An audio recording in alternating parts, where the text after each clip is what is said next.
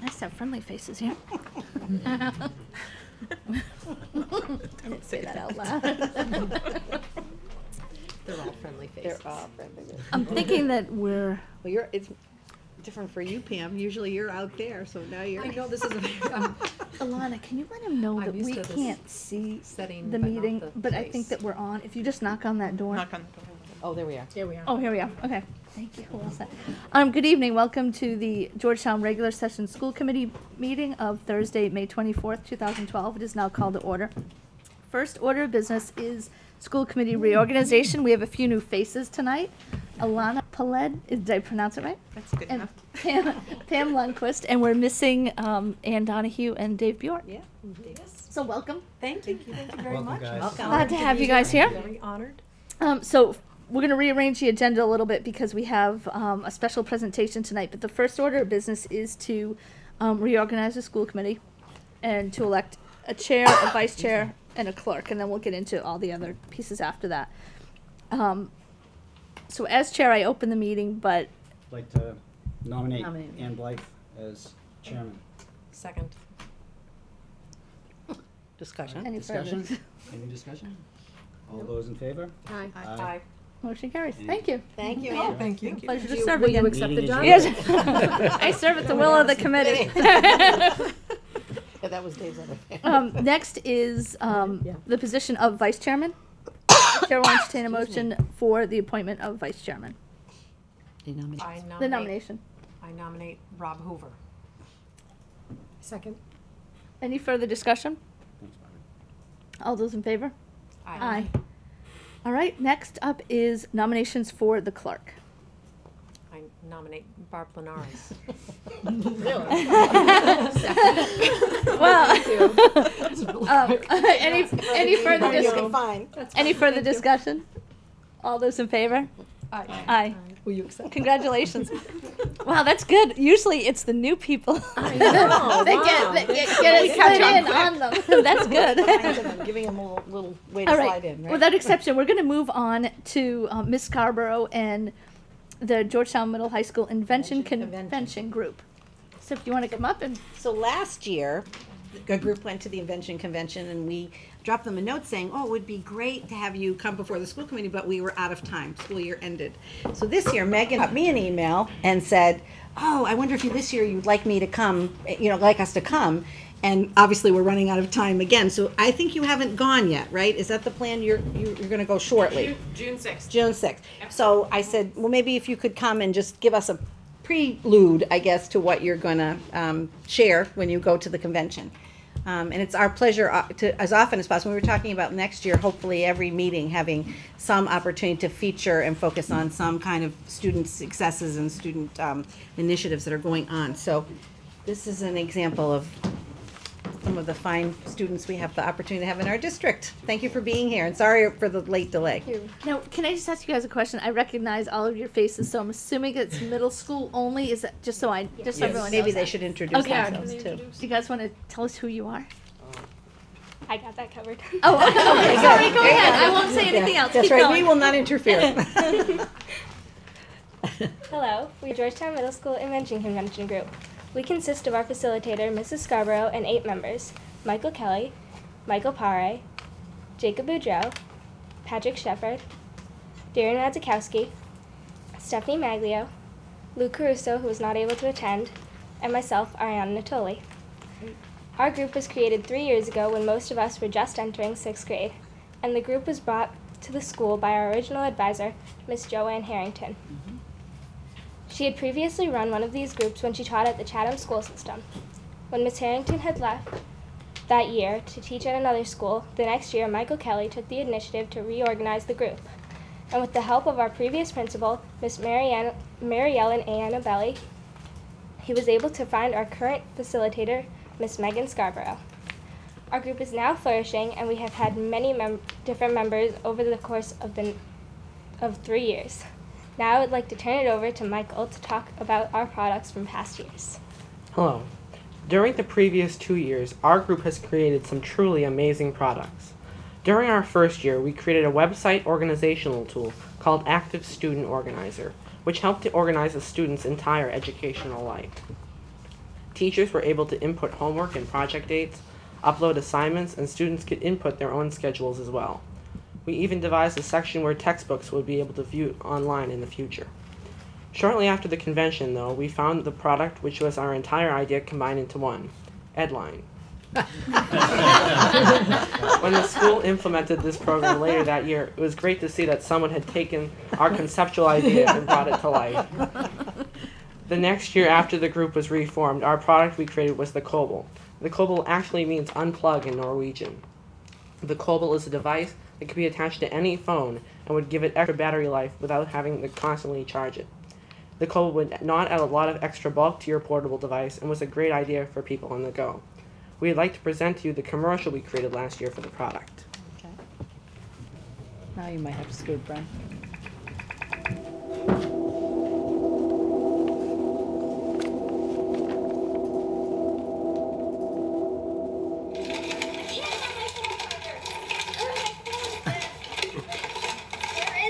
How true is that?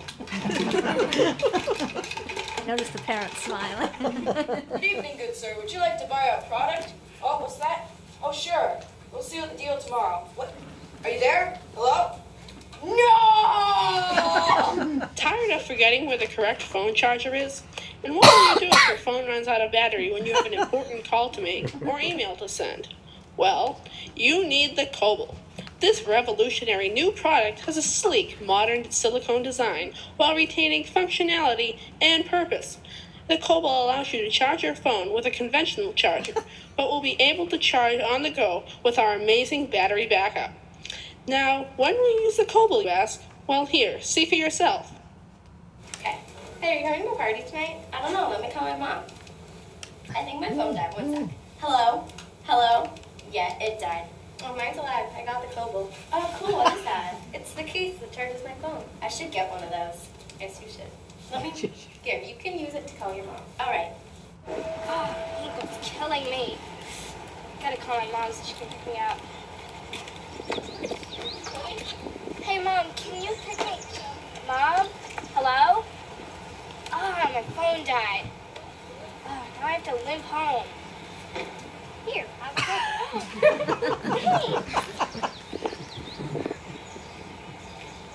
Hey, Mom? Sorry about that. Can you come pick me up? Okay, thanks. See you soon.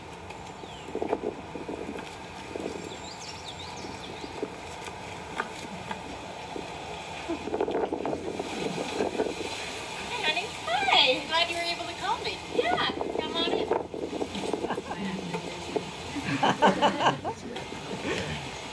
How's school?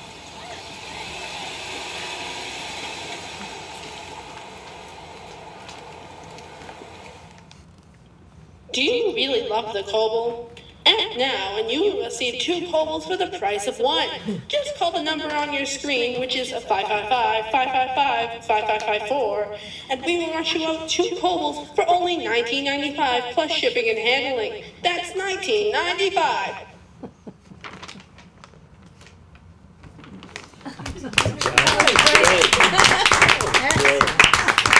Now I'd like to turn it over to Michael Pare, who is going to tell you about our experience at the convention. On June 8th of last year, we traveled to Bridgewater State University, where we competed against 23 other teams from all over the state of Massachusetts. When we attended our first convention the year before, we became the first and only invention convention team from the North Shore. And for now, it remains this way. When we arrived, our team set up our booth in the main foyer and prepared ourselves for the big presentation. Before we presented, we watched other groups' products ranging from a Christmas tree that defended against your pets to a device that charged your iPod by pedaling your bike. When we presented, we showed our commercial and told the audience our design process to create the Kobel. At the end of the day, our biggest surprise came to us when we won the most marketable for our product. There we go, the trophy. Oh, very nice.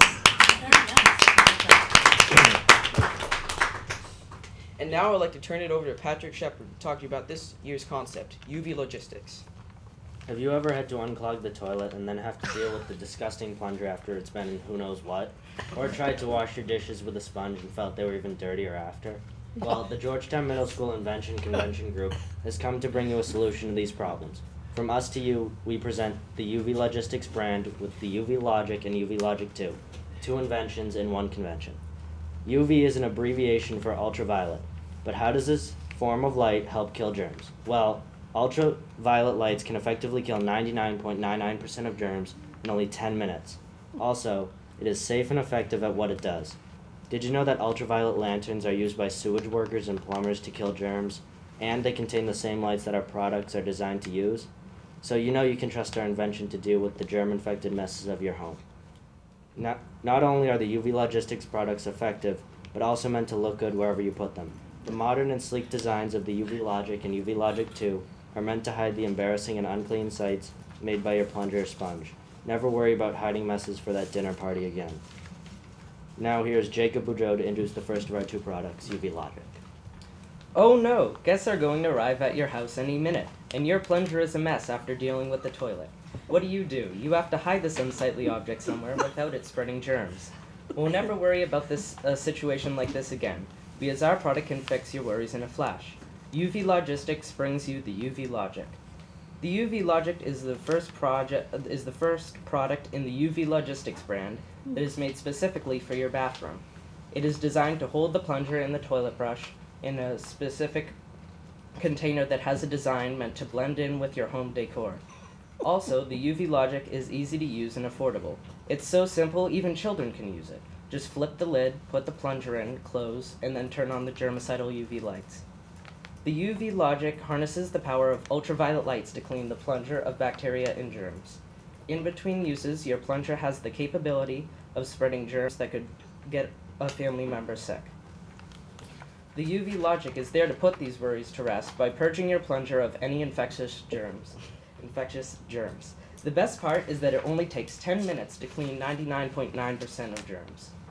Not only can the UV Logic hold your plunger, but also your toilet brush. Your toilet brush has the same risk of infection as the plunger because it is in the toilet as well. We have installed a separate section in the UV Logic that allows you to store a toilet brush. And now to Darian for information on the UV Logic 2. Did you know that the sponge is the most germ-infected household product? This makes dishwashing a huge risk of spreading illnesses and bacterial infection. There has to be some way to clean this germ-infected mess without always having to buy a new sponge, and now there is. The UV Logistics brand brings you the UV Logic 2, specifically designed for the kitchen. The sponge carries all kinds of bacteria from the food you have eaten. Rotten food, good food, germs, germs, germs. It all adds up to being the most germ-ridden product in the kitchen. The UV Logic 2 is here to end this and bring justice to the sponge. Using ultraviolet lights, our product can purge 99.9% of germs within 10 minutes. Never worry about spreading germs with the sponge again. The UV Logic 2 has a convenient, sleek design. Like the UV Logic, you just open, slide in the sponge, close, and activate the ultraviolet lights. In no time, you have a sponge safe to work with. Not only is it easy to use, but blends in with any kitchen. The modern, sleek design of the UV Logic 2 is meant to hide the sponge while making it never seem out of place. Thank you for showing an interest in our group and for inviting us to this meeting. Are there any questions? Where do I get them? Especially the sponge. I think the sponge is a great idea. How do you come up with the idea? Do you guys just We have this whole design process for a couple months, and in which we take the time to select our idea. Takes a long time. But I'm being, Yes, it does. A lot of brainstorming. Lot of time. I'm really impressed that these products are intended to solve problems that parents usually face. You know, the COBOL solves problems that students often face with their cell phones. But, you know, you're thinking about your parents and what they do every day and how you can help them. That's terrific. Every year we decide different topics we are interested in, and this year we even sent out a survey to the staff at the Georgetown Middle High School, and they told us we had a list of products, and they told us and gave us their input on what they liked, and this was the most popular out of them. That's great. So how would it work? So These are. We only have a fourth side. It's open so that. right. So you put it in there, and then it closes, and you turn the light on. Yes. Is that Well, it opens, wrong side, through here. And Okay. you pull the lid up and Okay. put either your plunger or your toilet brush in, or both. And then there would be a switch Okay. So they're both prototypes right now. We're still finishing getting them ready for the convention Okay. in a few weeks. All So right. they should be in better condition by then. All right, great. Hey, you, all of you, just seeing your faces, you remind me why we sit here. I can't thank you enough. Yeah, You This guys is are great. great. Yeah. Nice job, you guys. I hope you all, did you do this in high school? Can you go up We're to high not- school with this? We're not sure. We are going to find out from the director this year. if we can Okay, go. yeah, I would. It's a middle school. And how did you decide to join this group? How did you find out about it? How did you get involved? Our previous facilitator, Miss Harrington, she was telling her science enrichment class about it, and Ariana over there was like, Miss Harrington, we should do this. And she put out a list, and more people than we expected signed up. Yeah. So that's how it started. And do you meet after school? Is that? It usually meets after school. It varies. Sometimes one day it's Wednesdays, Fridays, and sometimes multiple days of the week. Yeah, it's been a crazy schedule. Especially now. since it's Time coming up. consuming, but worth it. This is amazing. Thank you so much. Thank you very much. Megan, thank you for your time working you with very the much kids for as being over. well. I predict great success for you. Yes, We'll keep great. you Well, look, posted yes, how we please do. let us know how everything goes. We will. All right, Thank thanks you. again. Thank you very much. And thank you, parents, Yeah. for bringing them out and, Yes. and It's supporting great. them in Thank this you whole all. project. Very nice. Good luck in your last few weeks of school. Yeah. Alrighty. And you're Okay. welcome to stay, but you're not required to stay. Thank you very much. It's a lot of fun, really. Bye-bye. Thanks again. All right, so we're going to go back to the Why don't we beginning. do Paula? Can we do Paula better? Oh, I'm sorry, yes. Yeah, because she's here for talk about the textbook. Oh, come on up. Come on up, I Paula. forgot about that. It's fine, isn't it? Rob, you had a question about Yeah, I'll open copyright, it so up. you can see it. Yeah. Great. Afraid it might break into hives if I touch that. Thank you for coming, Paula. Thank you very much. So this is the book we chose out of 4 selections, and as I think had a write-up Yeah, for right. this. We included Yep. the And write-up. the main reason is that we've got a print disabled person, student coming in who's a dynamite young lady, and we have about the time that we do our initial recommendations for the next year's classes. We then go and see, if it's available, and so they'll poll us and ask us, okay, what's the textbook, for that particular class?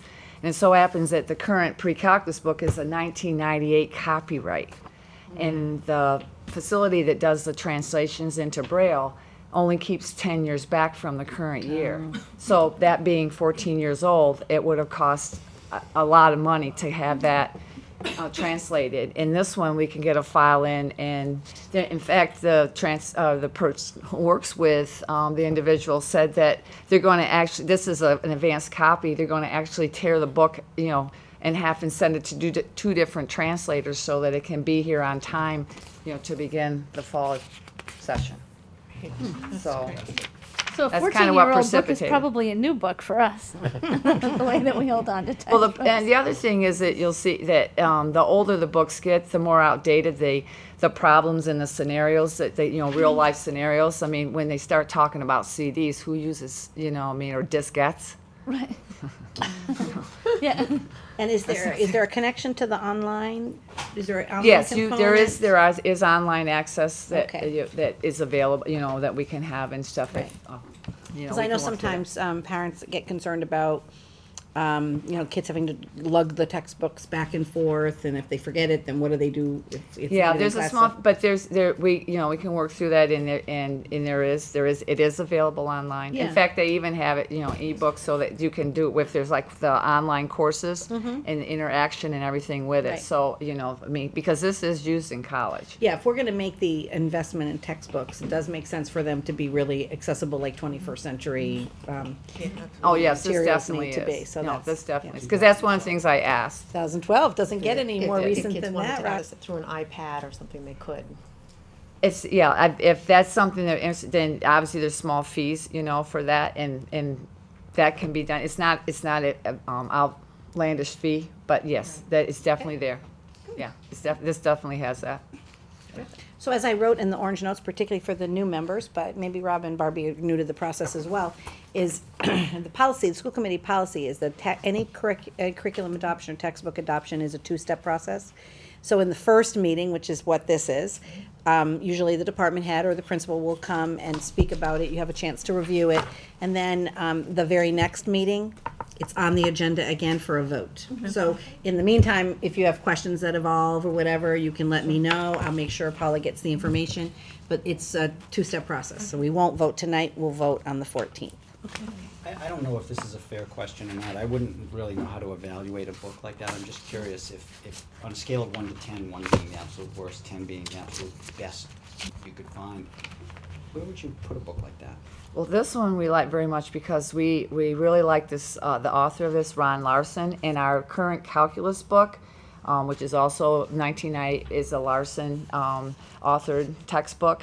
And he's very popular in college level, and so that's one of the things in the way he presents the material and the illustrations that are in the textbook, the problems, and that's all things that we look at. And also how when we're preparing the students for either AP Calc or Honors Calculus, but especially for AP Calculus because they have to go through pre-calculus to take AP Calculus, and that's one of the things we were looking at in terms of how, and the one process is the limits. If we like them to be able to get through in terms of the limit processes in calculus, and that's one of the things that's done very nicely in that textbook. So those are the things that when we're looking through them as a math staff in our meetings, that we're looking through all of our books like that. So we're we are very happy with that. Advanced placement courses that we offer are college level courses. So that people need to understand there's a difference between the honors level and the AP level. AP, so it's not uncommon that they're using textbooks that are used in college actually at the high school level. It is. Yes. So when we had 2 books in from one publishing company, and we said, yeah, they're okay. They're all pretty equivalent. And then we said, well, we'll wait till we get, this is published by Holt McDougall, or they get it through, we get it through them. And as soon as we saw this is it, we knew this is the book we wanted right away. Great. Yeah. Fantastic. Yeah. Paula, what's the unit cost of a book like this? That, because it's college level, it's $122 per book. How many are you buying? We're buying 50 because we normally have anywhere close to 50 students in any given year, and so to save, it's just, that's what's in our inventory right now. And so I just thought it'd be better to keep that. I mean, it fluctuates between 45, 50, sometimes 40, but it just depends. But I know that's what we have currently in terms of the number of textbooks we have. Thank you. Okay. And And plus we get a lot of gratis, we budget. get gratis things, like the teacher's edition, solution manuals Give and you all free that. stuff. That comes gratis. So, I mean, I always ask, and if you don't ask, what's the worst they say? You want No. the shipping included in the price. See what they say about that. Spoken for like a true business manager, There you right? go. Always negotiating. All right. But I'm happy when they'll give us like 2 teachers' editions I and know. solutions and other things, support material that we also look at as teachers. Sure. In test generators, PowerPoint things that, we all look at all of those. Okay. Any other questions? All right, then I'm going Thank to go you, Paul. grade Thank you, Paul. Thank you. exams. Okay, you go. Thank you, Paula. Thank you very much. Appreciate your patience. Okay, now you can. All right, so now we'll just go back to section 1, the attorney. So right now we have 2 attorneys that we use. One is Naomi Sternberg, and she's been our district counsel for years and years. And then the other one is it's Tom Nettle and Matt McAvoy from Sullivan, Nettle, and McAvoy for special ed. So the chair will entertain a motion to appoint Attorney Naomi Sternberg as the Georgetown School Committee's legal counsel for the 2012-13 school year. So moved. Any further discussion? Can I just ask yeah. a question? Are we pleased with their services? Yes.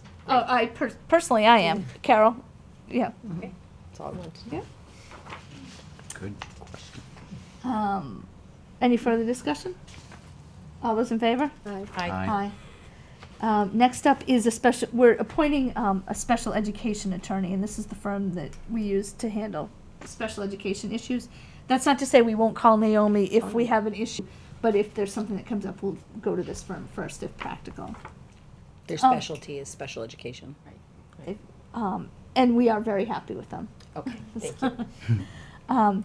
So the chair will entertain a motion to appoint attorneys Thomas Nuttall and Matthew McAvoy from the law firm Sullivan, Nuttall, and McAvoy as the Georgetown School Committee Special Education Legal Counsel for the 2012-13 school year. So moved. Second. Any further discussion? All those in favor? Aye. Aye. Any opposed? Motion carries.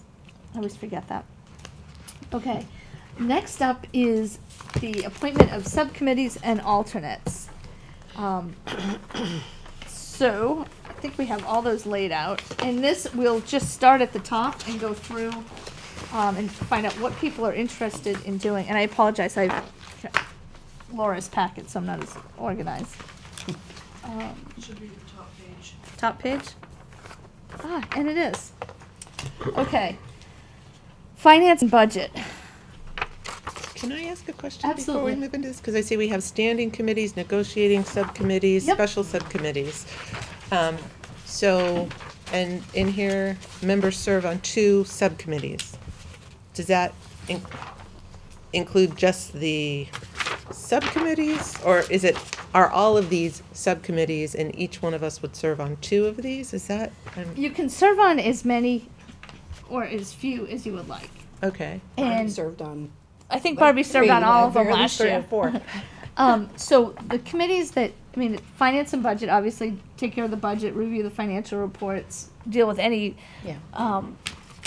finance-related issues. Okay. Meeting more during the December, January, February, March timeframe when we're putting the budget together. Sure. Governance.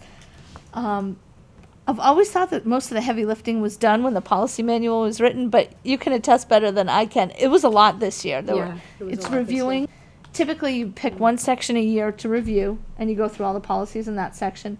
But then anything that comes up that becomes an issue on policy, because that's what our job is, to implement policy, or to set policy and Carol implements, that takes on a life of its own, depends upon what's going on. Right. And what, questions. The public may have questions, we may have questions when we face issues as a committee that aren't as clear as we thought they were when we go into the policy manual. Negotiations, this year is the teacher contract, which we're negotiating right now. Next year will be is it the AIDS contract? The GSA negotiation. So that'll be next year, as well as the superintendent. So custodian, cafeteria are off the table for next year, right? Right, they're not next year, they're the Right. following year, yeah. It's just continuing with GEA and starting up GSA and superintendent. Special subcommittees are safety, which is like a once a month meeting. That's the First one. Thursday. Yeah. And that involves town department heads, right? It Isn't that? involves the police, the fire chief, the police. Crisis management. Yeah. Yeah, it's, the principals all come, the bus company has come in the past. Right, any It's just to be, having ongoing conversation and, yeah, we did put together a safety, manual, Yep. crisis plan and. And then next up is school facilities, which is that building committee? Yes. That's the building committee. So you serve as the school committee representative to the town school building committee, the new Pembroke School. Technology. Yeah, that isn't an active committee It's not right active now, at this but it point? will at some point become active, but it isn't right now. Public. Is there a need for it to become right now? If we had funding, it would be more important. Yeah, I think, We had a whole. I think that there is gonna be a need to review the technology plan that was developed and, look and see what needs to be continued or what needs to be added. But I don't know that that's gonna be a subcommittee for this year, and if This it year. is, we could certainly come back and ask for a representative. Okay. Public relations. That's something we've been trying to kick off for 2 years. That, to me, is a priority. I would like to be With active the, in. and when you're thinking about what subcommittees you want to do, the big thing this year is we have, although it's a separate town committee, is the school building project. Right. That's handled through the school building committee, but we'll be involved with them in setting public relations. As far as negotiations go, we have 2 contracts that one will finish up, one we're gonna start. And then budget and finance is always a lot, and I think in light of what we're gonna face tonight with cutting $168,000 out of our budget, it's not going to get a whole lot easier. So it's gonna. That's busier at certain times of the Yep. year. Yeah. You know, whereas policy is generally a monthly meeting. Yep. Um, I mean, the governance- thing to remember is we're all volunteers too, so we try Policy is, to. you mean by policy, you mean governance? Governance. Governance. Can I, just Yeah. another question?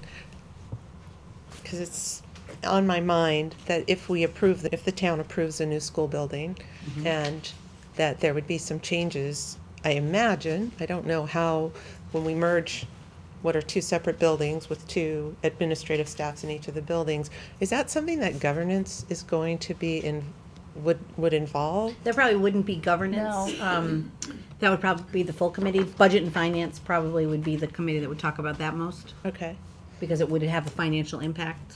I see, yeah. I would That make would a be it. recommendation to the committee, and generally we would look, the financial piece would be what impacts what's the purview of the school committee. Okay, And then we would do that closer to when the building was ready to be occupied. when it's ready to, so that's, Because right now, there is a budget, there will be some kind of budget impact, but at this point, we don't know when it is, Sure. and we don't know what we're gonna look like. Don't Yeah. know what the numbers Okay. are. okay. Yep. So, Sort of the heavy hitters, wouldn't you say, in our budget and finance, budget and finance, governance and negotiations. negotiating, right. And again, sometimes negotiations varies. It may not start till Right. October, and it may go from October to May. You know, and it may be several meetings in a row, you know, depending on where It you may get be in the every process. It might be, but I don't think with that particular contract, I don't expect that. And the teachers are the hardest, you know, Sure, and involved, most when involved. do these meetings take place?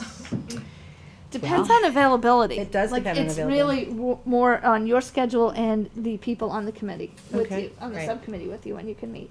Yeah, we have some groups that, like, governance met during the day, because Yeah. both Barbie and Ann were available. Okay. Ann's schedule is a little more tricky, so budget and finance would meet in the evening. At night. Okay, You know. Negotiations has been meeting at night. At night, yeah. okay.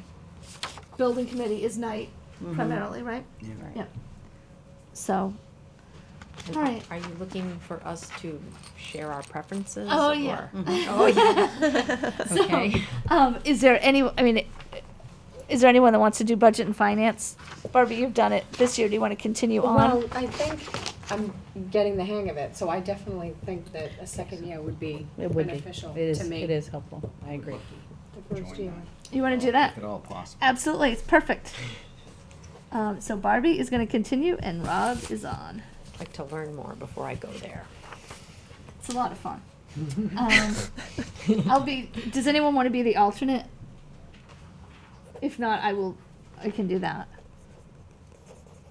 I think that makes sense, and because you know the process, Yeah. right? Because the alternate would just be coming in and out of the process. Right. Right, so it would behoove us to have somebody who knows the Yes. process. Yeah, that makes sense. Governance. I have an interest in Pam? that. Yes. Barbara, do you want to stay on governance? Do you want to? Well, Sure. Sam and I can do that. Okay.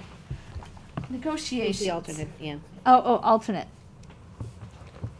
Governance? Governance. Policy. Rob? Oh, yeah, governance Yeah, policy. Yeah. It's what you're dealing with, policy. Alternate, that's you, isn't it? I can be an alternate. It doesn't matter unless anyone else wants to. But you're not available during the day. Yeah, I'm not available Oh. during the day.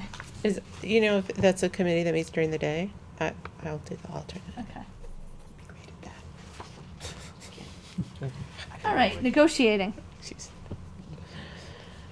Who wants to negotiate? I would be interested in that. You want to negotiate?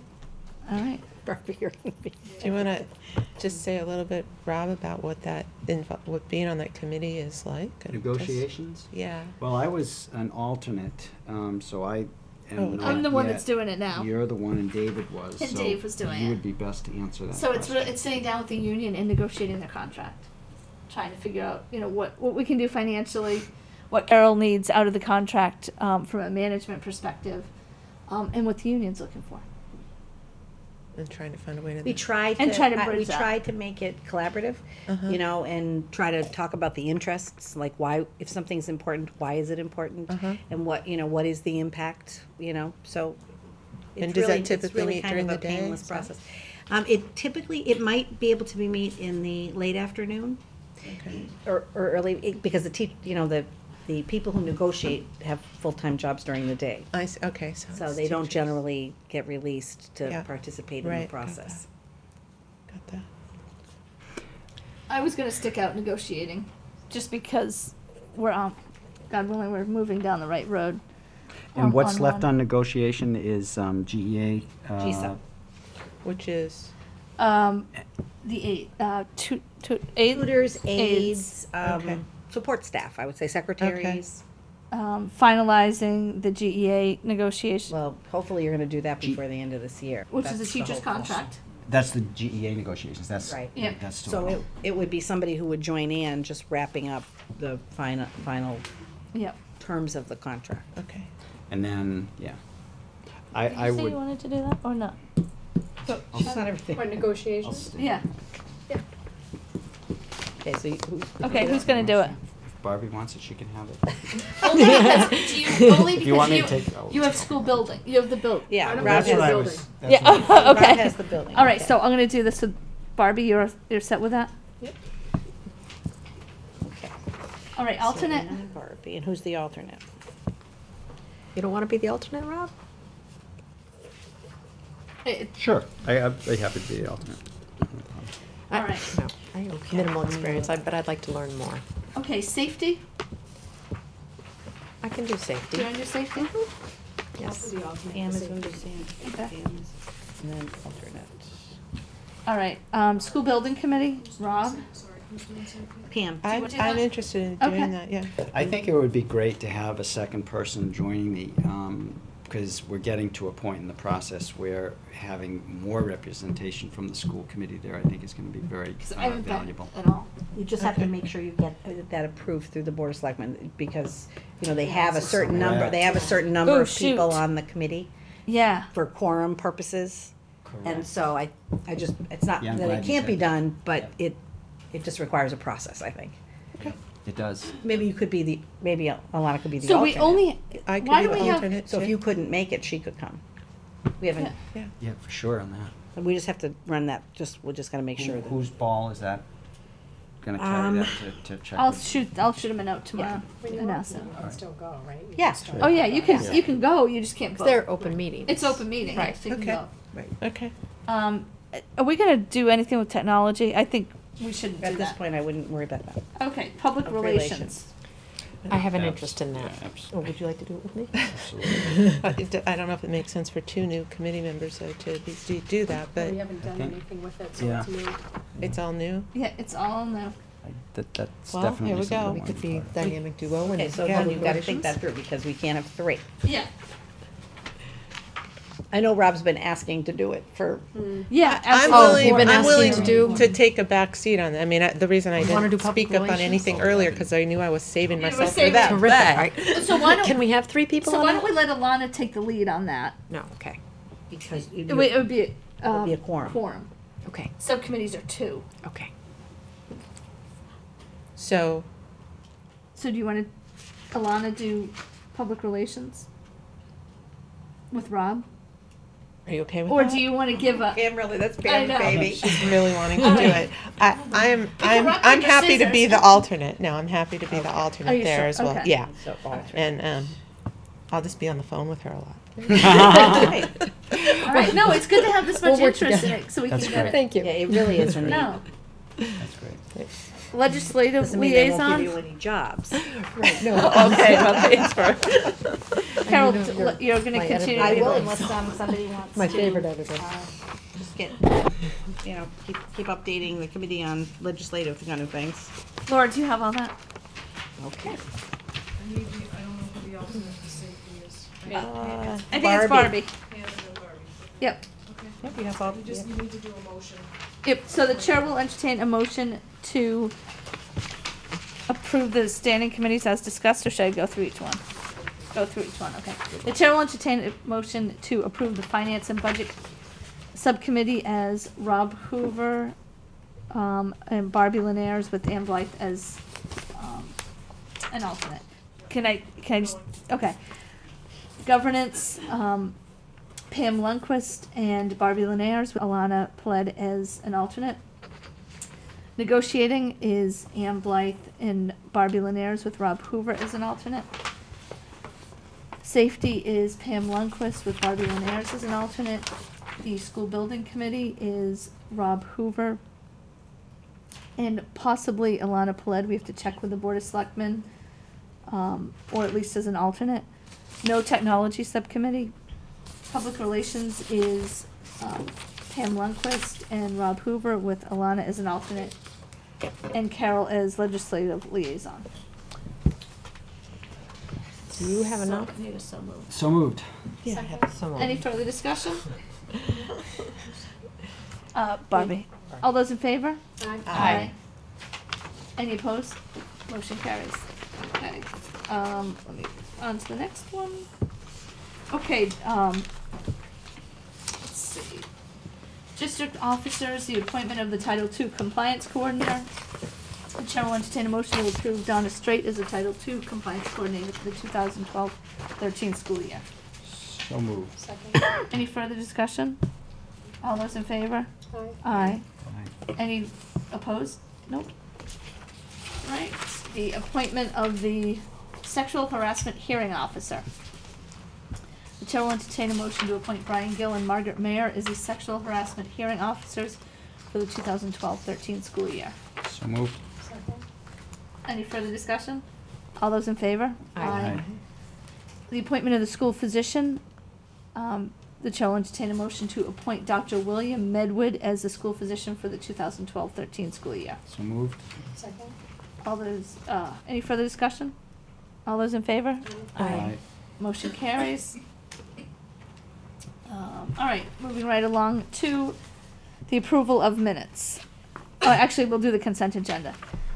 If you want to pull out anything on the consent agenda, just say that when we get to that point. So the chair will entertain a motion to approve regular session minutes of May 7th, 2012, regular session minutes of May 10th, 2012, governance minutes of May 3rd, 2012, and the acceptance of warrants 47V12 and 48P12. So moved, and then I'll get into discussion. Okay, Can I do it that way and then pull it out during discussion? yeah. Okay. Second. Any further discussion? Would like to table 5, 7, 12, pull those out for now and update them. They need to be Okay. revised. Perfect.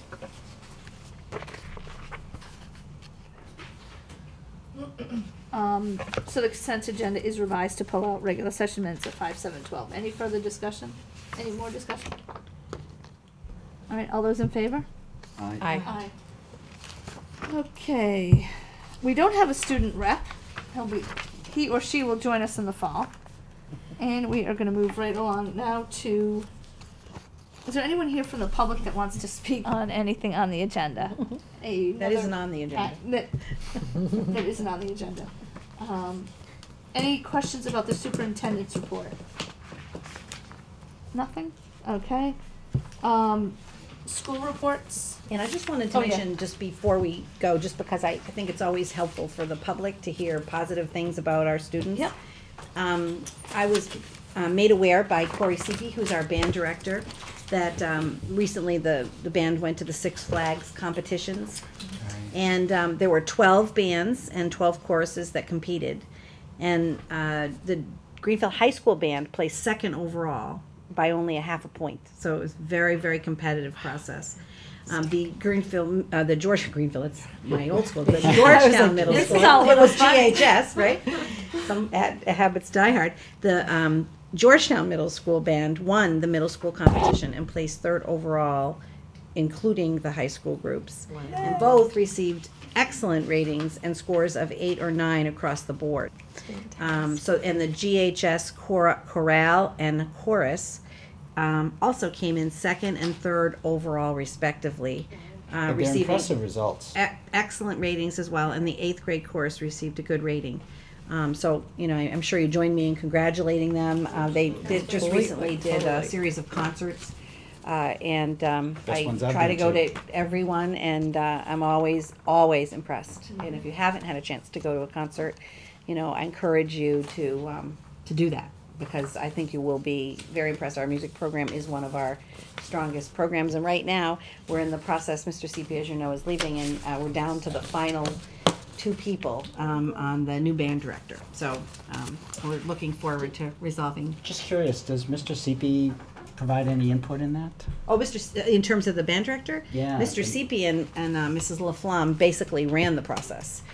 So they set it all up. They went through resumes. They narrowed it down. In fact, Peter and I just get to the process at the very end. Got it. They set up, the other thing they did, which I thought was really very important, because this person is someone they want to see how they're going to work with students. So actually, 2 of the people we talked to were from outside of the area, like we're talking about Seattle, Washington, and Minnesota, I think, or Michigan, I guess it was, right? Indiana. And they, on their own, took the initiative to take advantage of the fact that they were offered to come here and actually teach a lesson and spend the day with the kids and with the teachers. And it was a pretty rigorous process, but that was something that Corey and Laura organized, handled completely. And as I said, I got to meet both of them, and Peter got to meet both of them while they were here. And you know, they obviously came through with some recommendations for us. Peter makes the final recommendation, and it comes to my attention. So we're waiting. I think we've made an offer to the candidate we'd like, and we're waiting for his Sounds answer. like quite a thorough process. It was a very thorough process. Nice. It's an important position. It is. Absolutely. It is. And it's big shoes to fill. Corey's been excellent. But anyway, I just want to make sure that the public has the opportunity to hear what great results our students obtained. How come that isn't in the? All right, moving right along to elementary handbooks. Public relations. Public relations is gonna. Students doing great things. You I guys think it goes decided on the who's website. going first? Is it Margaret or? Margaret will come first, or you can come up Gonna come together, together? ladies. Exactly. Yeah, come up together, that's fine. Come to the table. The new. Ladies, good evening. Going?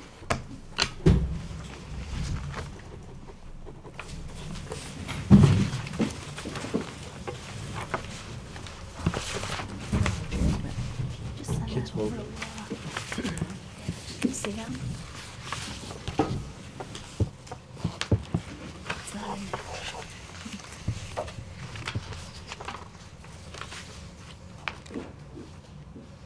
Oh, you're talking about the executive session one? Yeah, that's the packet that was on the back of. Thank you for coming. Would you like us to do the handbook first and then get that out of the way, or? Yeah, what's the easiest thing for you guys to do first? Probably the handbook. Handbook, okay. Yeah.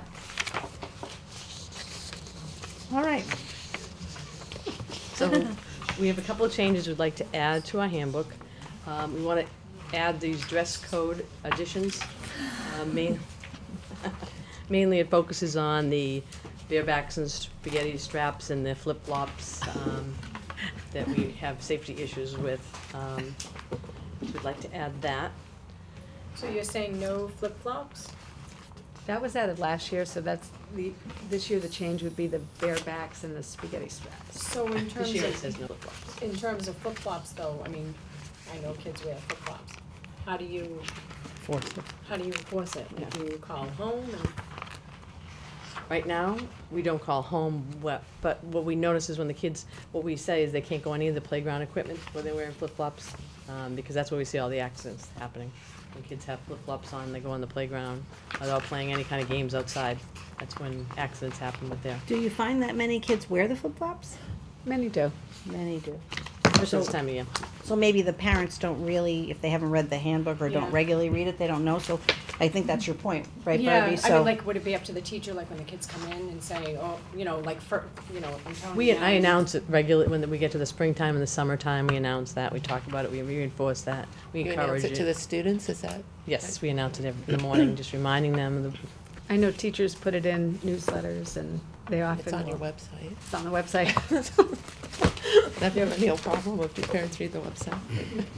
Yeah, I mean, I think people have to understand, if it's a safety issue, that's It is different than safety, just, yeah. you know, Well, and you're the flip- making a statement, because most Yeah. people do wear flip-flops. What you know. often happens with the flip-flops is a child will run, which again, we don't like them to run with them, and the toe will get caught. Now the whole thing's popped off, and we end up calling a parent to come bring shoes anyway. So it really, everything is a safety issue. It truly is at the end of the day. So, but this year we want to add the no bare backs and the spaghetti straps. Because it is a distraction. It's, it just becomes a distraction for children in the school. Even at first grade. You would be surprised. Oh, gosh, maybe I don't want to know. Okay. Wow. All right. And then morning drop-off, we'd like to extend the drop-off to be to 8:15 for drop-off for students, except at Pembroke when we have band and all play and student council and all the other things. No, So- can I just ask a question about that? If they have a sibling, it's fine to drop them off at the same time.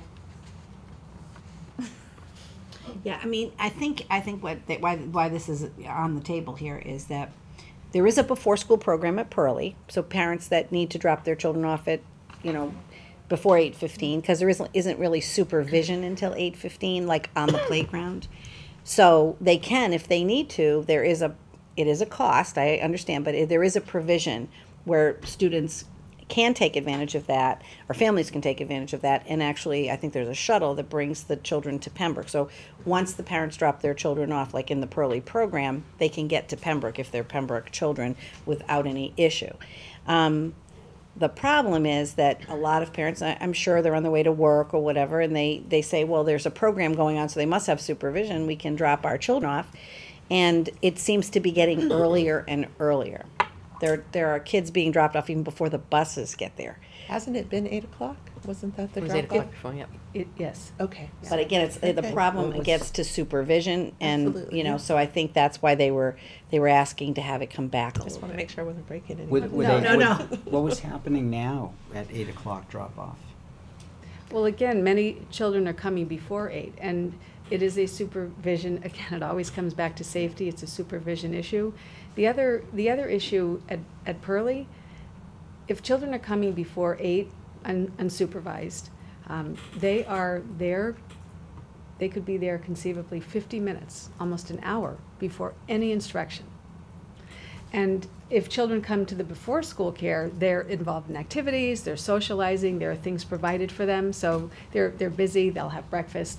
So there is that element again of, so before a child even starts their day, they're already An hour either into it. tired, they're an hour into it before they've done 8:15 to anything. 9, it doesn't start till 8:45, so they're still talking about a half an hour before the start of the school I day. guess my question is, so as of today, when dropping off at 8 o'clock at Pembroke, Our buses come early now, and we have people there. so there is supervision Yes. there now. At Correct. 8 o'clock. At 8 o'clock, right. But one of the things that we're trying to do is adjust the buses to come later, because again, there's no reason, when it was two full double bus runs, we had no choice. Right. But now, pretty much with the exception of a couple of buses, I think, there's like a little tiny bus run.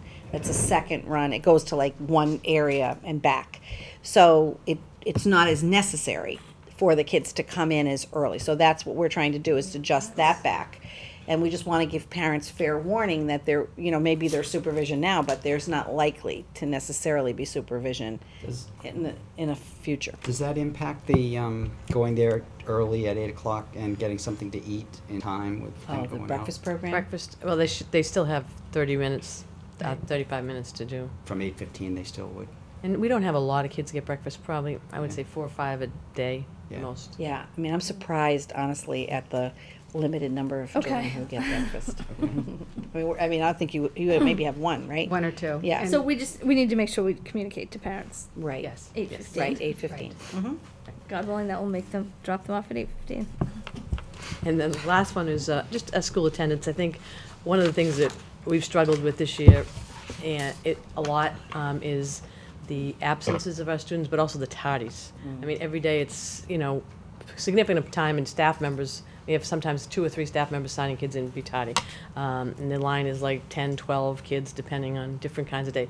Now, one could argue at Pembroke that if everybody comes at 8:35, that people are going to be late because now they're stuck in traffic, and so it's that planning piece that has to kind of happen on that piece. But there's just been a significant amount of kids that on a regular basis are tardy, so we want to have a little more stronger language about the tardiness, and then the attendance too. It just seems that more and more we have things popping up for us, so we'd like to just reinforce the law that pertains to kids being in school and so forth. So that gives us a little stronger language in there to talk about that with parents when we do find abuses. And it must be hard for the responsive classroom program to really Right. work if students keep coming in. Right, well, in the real, true responsive classroom morning meeting, if a child does come late, they're not supposed to be allowed to go into the classroom until after. Okay. We don't enforce that because, for a lot of different reasons, I mean, I think, you know, but the reason that was put into place is to encourage kids to be there on time.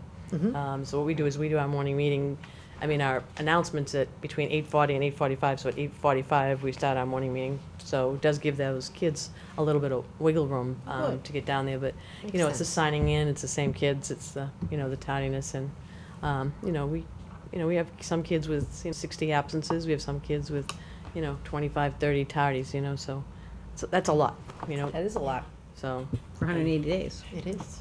So is the hope that this stronger language is going to impact those parents? I mean, if it's consistently the same group of kids. Right.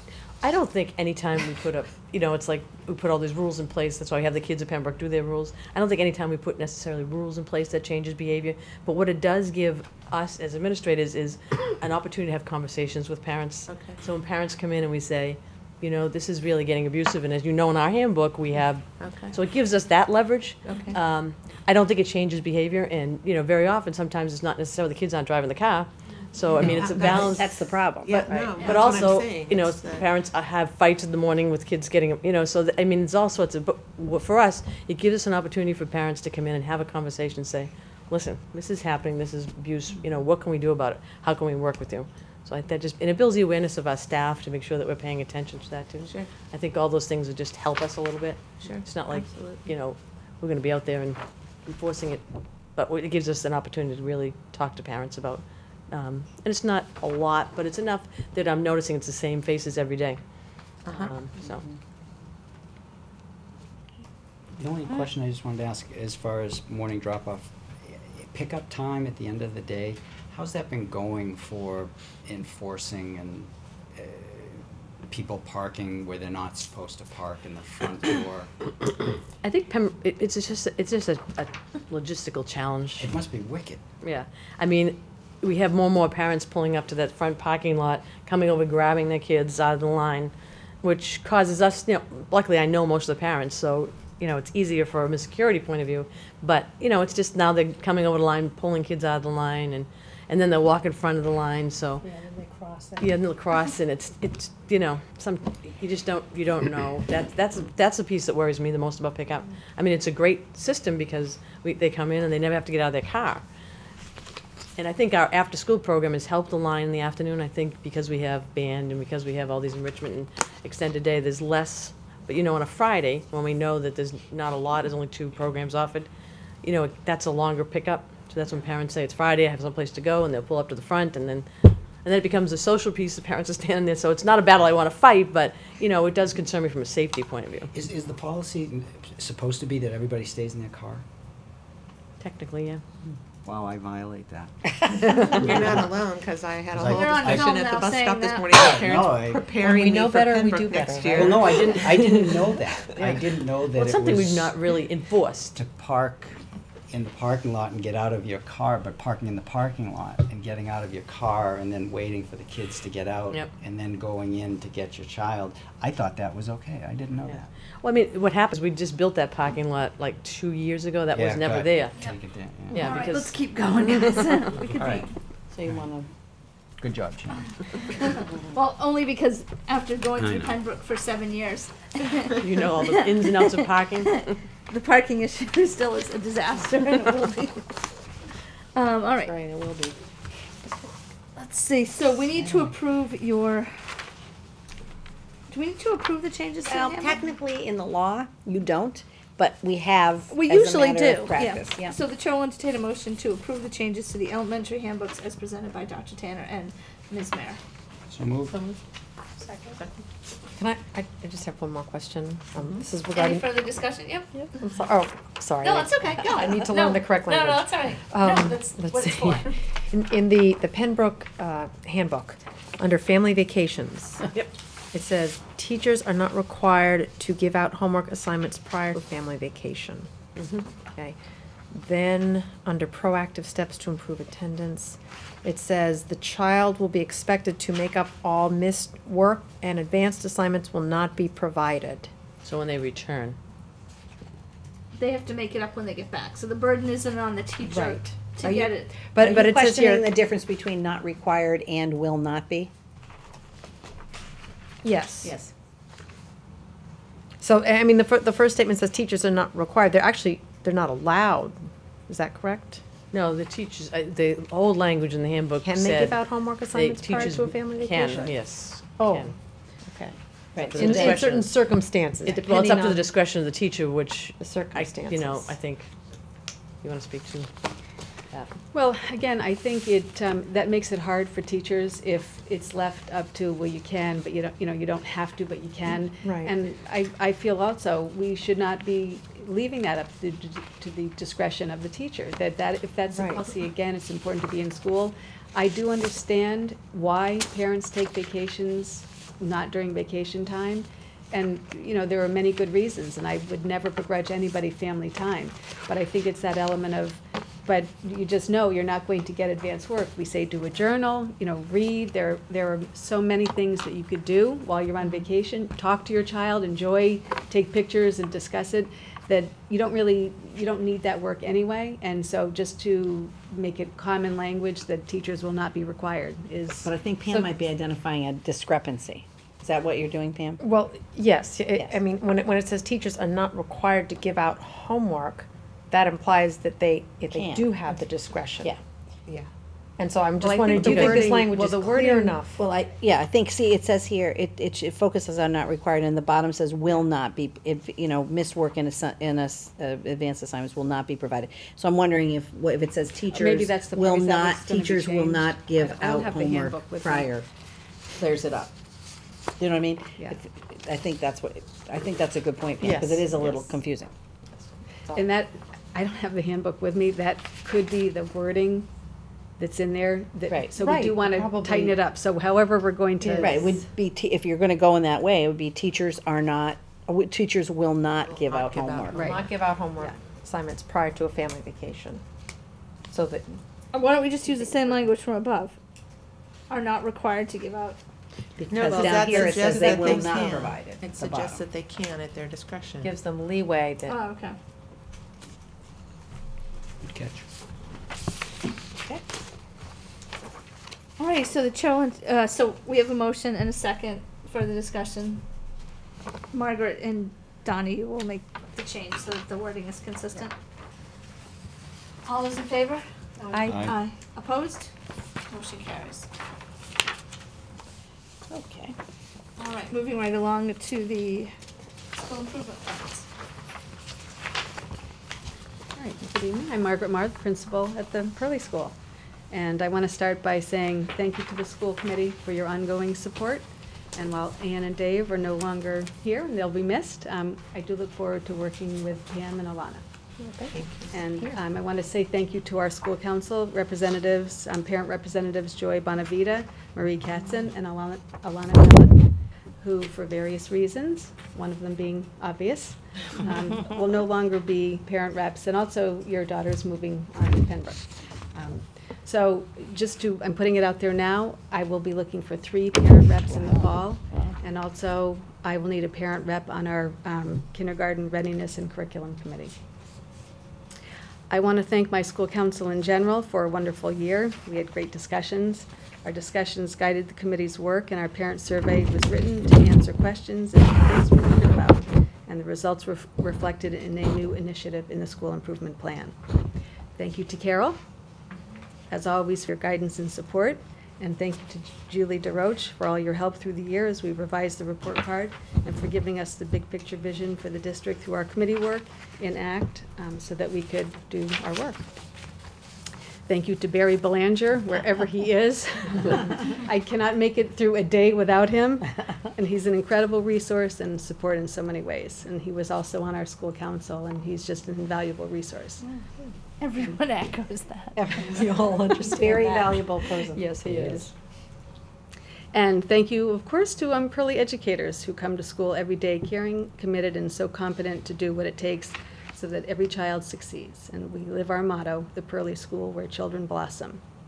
And finally, thank you to our parents who trust and support us and help us in countless ways.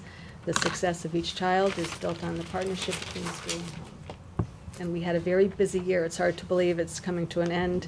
And as I wrote our accomplishments, I could see that, you know, when I'm talking about that this was another year of change for Pearly, but so many of the changes are positive, so change isn't always bad.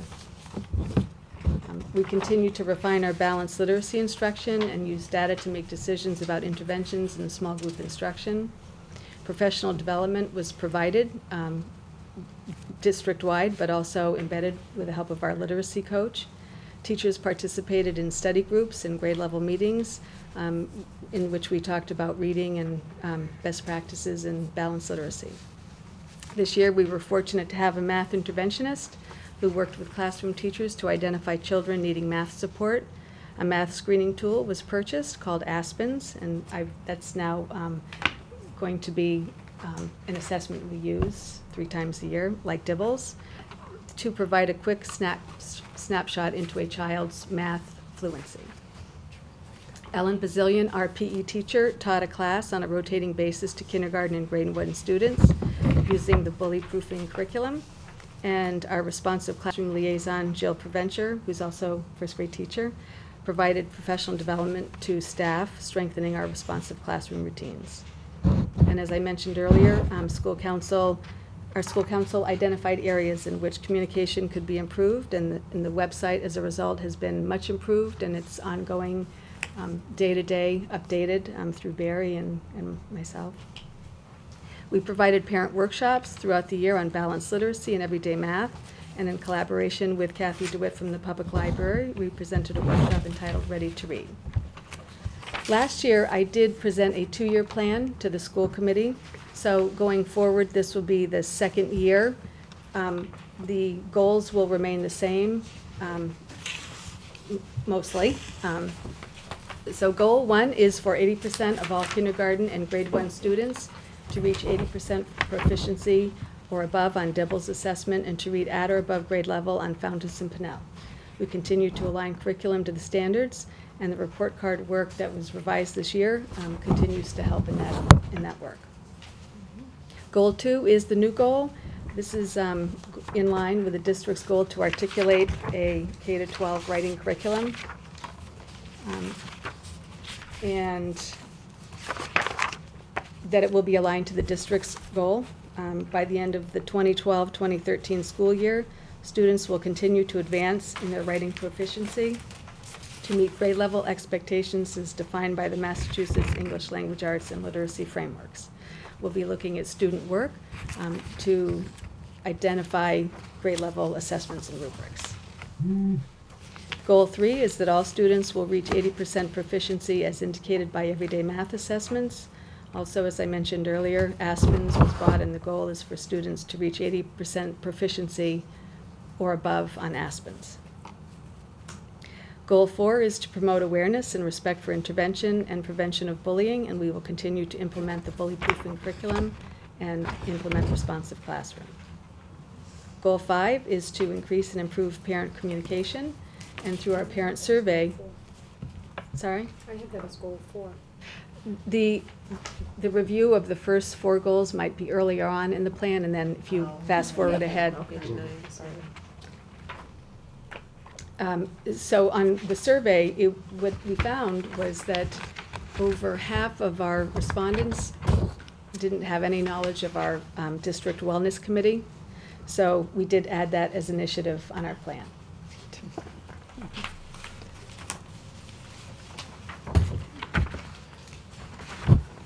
So while we're not satisfied until every child is succeeding and at or above grade level on all levels, we're extremely proud of the work that was done, and I hope you can tell by the data at the end in the appendix how hard students and teachers have worked. We're really proud of the scores. So summer is a chance to regroup, gear up for the next year.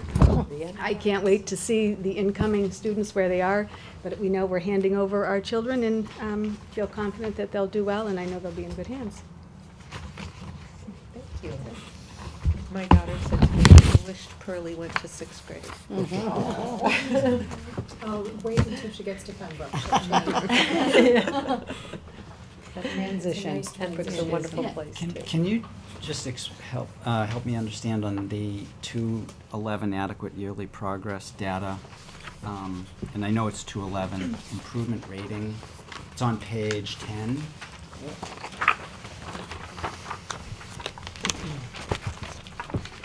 This is MCAS. I'll ask Julie DeRoche to. What do you mean? Like, what does Just- declined mean? Yeah, exactly. I'm sorry. Just what does declined Well, mean? the challenge here is that this doesn't make sense to us either. But, because MCAS is not given to any class at Pearlie. But, based on the fact that those students are part of the progression of the students who take the test in 3rd and 4th and 5th grade, they credit those results back to the Pearlie school. 3rd and 4th grade results, like They basically. These are 3rd grade. 3rd grade, yeah. 3rd grade. So, because the scores showed some dip at Pembroke, Right. it affects It this. affects this? It does. Okay. It doesn't make sense to us, but that's why they do it. The system. This isn't attributable to the students that are currently at Pearlie. It's a reflection back on what the Understand. results were when they went to Pembroke. All right. Right, Jules? All right. All right, we don't need to approve school improvement plans, right? We do. We do? generally. Again, we always do. Why do we not have votes next to them? I don't know that, but I have motions Sorry. because. All right, that's what I was confused. I'm reading. No, that's all right. I go by both of them. I That's know why was you do. confused. All right, the chair will entertain a motion to approve the Pearlie School Improvement Plan for school year 2012-13 as presented. So moved. Any further discussion? All those in favor? Aye. Aye. Opposed? Motion carries. Thank you, Mark. Thank you very much. Yes.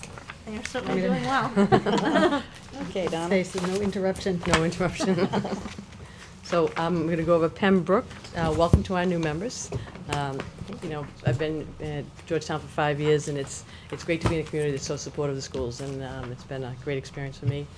And I appreciate Carol, but I mostly appreciate my student council advisory people that come every month and work hard on this this plan and our vision for our school.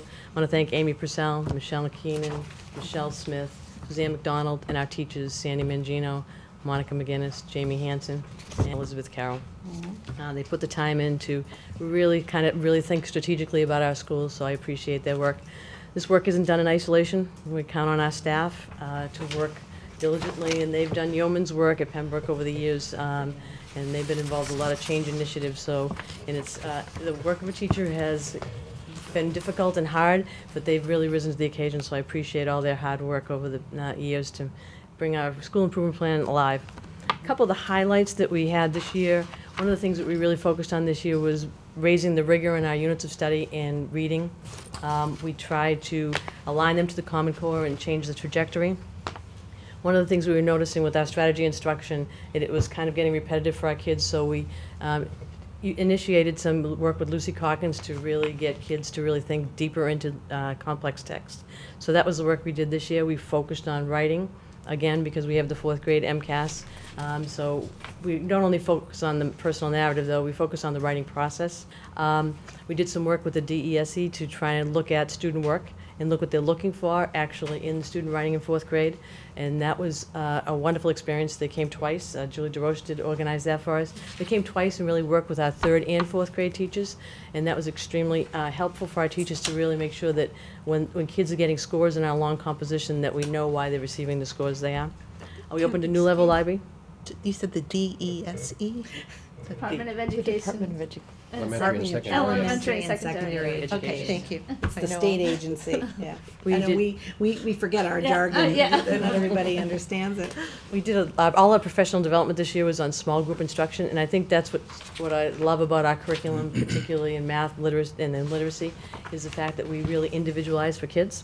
And this year we really focused on small group interventions in the area of reading.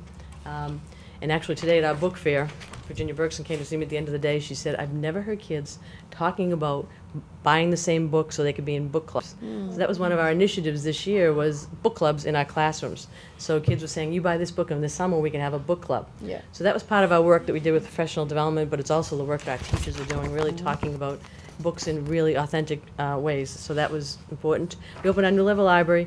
We really nailed down our open response questions. That was an initiative for our leadership teams. That was so important. We have posters in every classroom, so we have the STEAM strategy for math and English language arts. It kind of every year we always were stumped why our kids didn't answer those questions with enough evidence and put enough. They were just answering it because they thought that was the answer. And now we really talk about how much evidence is enough and how they need to really answer their math and what they have to put in pictures, numbers, and words. So we feel good that we're doing it 2 to 5. Math exemplars, we've aligned with our everyday math curriculum. Kind of continued to really focus on our technology. I think we have 17 smart boards at Pembroke now due to a lot of different ways that we've raised different money, and document cameras have taken off. So one of our goals at the end of the year was to have every 5th grade class have a smart board. So next year, every 5th grader will at least leave Pembroke having that smart board experience. We worked really diligently on special education. We have a language-based model that we used for services, and we also tried to build a continuum K-12 in our subgroups. And we focused also on our social curriculum. We use the responsive classroom and all the pieces of that.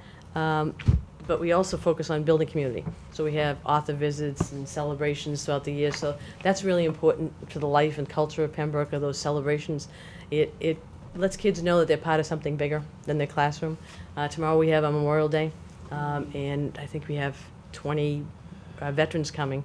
So it keeps growing every year, so it's a great opportunity if parents want to come. I think last year we had a lot of community members that came. Just great to hear kids sing patriotic songs, recognize those that fought in the war, and it's just a wonderful community building experience for us. Our 5th graders cleaned up the front area and planted some flowers, so we're all set. Going into next year's plan, one of the things that we focused on, continue to try and get better at, is the response to intervention model. Just really targeting specifically, the key needs of our kids that need to be challenged but also supported. So we're going to continue. That's a continuing goal from last year. We're going to really focus on writing. One of the things that we want to do as a district is really build that continuum. And what we hope to do this year is what we did in math with our math exemplars. We created a booklet where teachers could actually go back and see what an example of an expert in a math exemplar. We want to do the same kind of thing in writing. So we know that everybody's looking for the same thing from students, that we don't have biases in the way when we score our writing samples. So that's going to be some of the work. We still want to focus on how spelling, vocabulary, and grammar fit into our writers' workshop. So we'll be doing that. And we're forming an instructional leadership team next year that will really make decisions regarding, curriculum, professional development, and really kind of guide the improvement work that we're going to do during the school year. Teachers are very excited about that instructional leadership team. They want to have a voice in making sure that we decide what professional development we do, but also really guiding where we go next with some of the things that we still feel we have to get better at. And last but not least, one of the things that we're focusing on is the wellness. Wellness has been something we talk about often. We're going to try and do a healthy snack once a week. Next year, that's going to be one of our initiatives. We're really talking in physical education about implementing some of the SPARK curriculum by Dr. Ratty that really has more than team sports. And we're going to have Mr. Walsh go out to visit some school districts that are actually using SPARK curriculum. And they were hoping, one of the real things I'd like to do is have Rob Evans who's a speaker and written the book Family Matters, but he's also written the book Human Side of School Change. Come do a night for our parents, because I think it'll be a time well spent. And the school council really felt strongly that that would be money well spent. So we're hoping to partner with the PTA and have that in October. And I know we're trying to do the same thing as a group of teachers to kick off the September. But he really brings into perspective all the things that are happening in our schools for our kids, for our teachers, for our parents. And so it also talks a lot about all the social pressures that our kids are feeling in our current society. So he brings it. So he's out of Wellesley, and we're hoping to try and bring him. And that's one of our other big initiatives. That was the quick version. It's a busy place. What's going on at Exciting. Pembroke? Yeah, the elementary people really have a lot on their plate at both Pearlie and Pembroke, and our focus is constantly on aligning everything so that we don't end up having two different things happening at two different, at the two schools, that there really is a focus on alignment. But there is a lot to do, and there's, the challenge is always trying to figure out ways to do it so that it's not overwhelming. And sometimes it's just not possible to not make it a little overwhelming. But the more we coordinate things, the more we focus, the more we bring in the kind of support that the teachers need and the professional development that they need, and then give them the time to work it through, the better, we see things happening. But there's a lot of work. Any questions? I had a few. Yeah. On page 6, I was just confused with the years. The second paragraph, and it says developing school goals for 211, 212.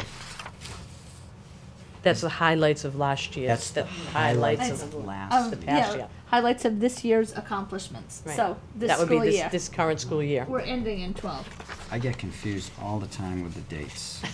It is amazing how many. Yes, it is amazing, yes. They look great. There was a parent survey that went out to everyone. Can you just fill me in on what that was? We've been doing the survey since my first year there, and we posted. It should be posted on the website what the results are. And what's interesting is we probably, I think, get 65 to 70 responses, and probably have 360 families probably at Pembroke. They go up by mail, or? Yeah, that's how. No, what we do is we put it in the newsletter. It's available online. Last year we did do a paper copy. That didn't improve it. So this year, yeah, this year we just did it just electronically. Encouraged people to do it. It's anonymous, and then Barry compiles all the results and it's posted on the website. I think again, one of the areas that really keep coming up for us are the cleanliness of the building, the lunchroom. Homework used to be a hot button, but it doesn't seem to be anymore. Doesn't seem to be an issue. And pretty much there was a lot of satisfaction. One of the areas that I think they also commented on was the holiday celebrations, that we don't call it Christmas yet the other schools do. So we've had a lot of great conversations with our school council about just what does that look like when we do the celebrations and we have those kinds of days. But other than that, there was nothing really substantial. I was just curious how it went out, because I wanted to find it, and I had missed it in the newsletters, so that was on us. And so it didn't go out till late this year. I think it went right out. It went out before Thanksgiving and went to 2 to 3 weeks, 2.5 weeks we gave people. So it was a little later. Okay. And then the last question I had was just on the achievement data, where for 210 and 211. Can you just, this is on page 13. So am I reading it correctly that, for example, with English language arts, that from 210 to 211 there's been a little dip across the board with advanced proficient needs improvement student? Those are different cohorts of kids. Yes. So sometimes that has a factor, in the numbers. But yes, so you'd have to follow the 2010, 2011, third, fourth grade, that cohort, to see if they made progress. So we try not to compare this year's class to last year's class. But if you, interesting, because I'm kind of following it down, if I say like 2007, grade 3 was 73%, Then the next year, I'm assuming they'd be grade 4. Mhm. They went down to 67, but then they bounced back up in 89 to 89 in 2009. Yep. Well, sometimes what happens 84. with that long composition in grade 4, because the grade 4 adds a composition, and that does affect the 4th grade results. Yeah, but interesting, the 2008 grade 3, if you do that same thing and follow them down, they Yep. did well in grade 4. Yep. Yeah, that's why it's tough, because it's And different then- groups of yeah. kids. It And shows you the volatility, depending volatility, upon the makeup of the class. And sometimes it's also the long composition, because some years the long comp is a little easier for kids, and then some years it's very challenging. So we always try and tell the kids It's not the before same test. prompt every year. Yeah. And I think the other thing that's most important that we find, I mean, scores are scores. I don't wanna and we limit respond- this, but No, we no, gotta I know, scores are get one. scores, but I think what the schools have the advantage in the way the state does it is they give them all the item analysis, all the questions, well, not all of them anymore, but they have the ability to try to dig down below, what is that number? What does that mean? Because that's the only value to the number. Yeah, for sure, Right. for sure. Statistics are Yeah. bizarre field. Yeah. Okay. Just one quick thing for the public that I think is kind of interesting, it shows here.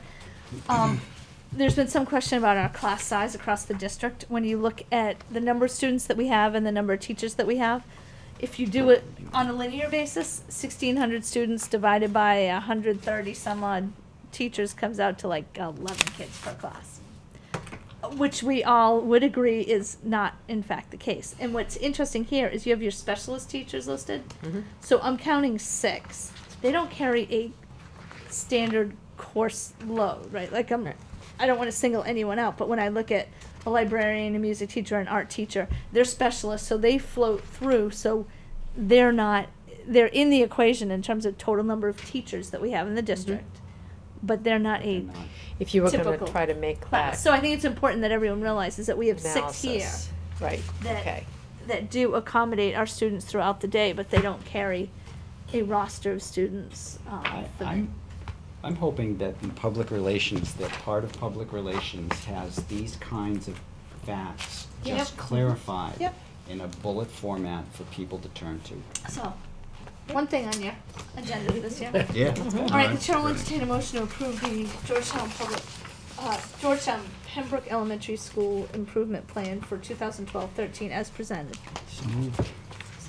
Any further discussion? I just have this burning question. If we're trying to implement a wellness curriculum, why are healthy snacks only offered once a week? Well, because, I'll give you I'll try and be quick. Sorry. Some of the things that I think that happens at Pembroke is that they have their birthdays, and that's an important tradition for kids. And I think we're trying not to dictate to parents what they bring for their snacks. But we figure if we start changing people's eating habits and start talking about it, that maybe that will have an impact, rather than being more of a dictator and saying we will only eat healthy snacks at our school.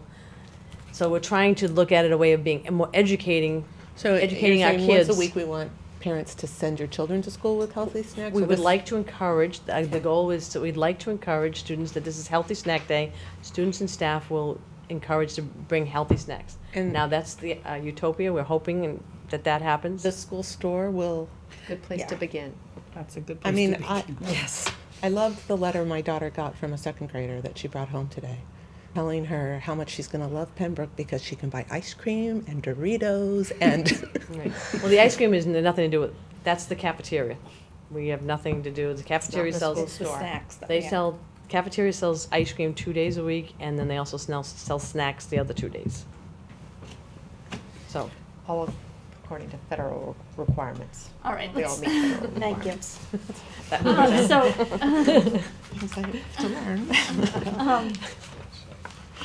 So All regulated. we had a motion, we had a second discussion. All those in favor? Aye. Aye.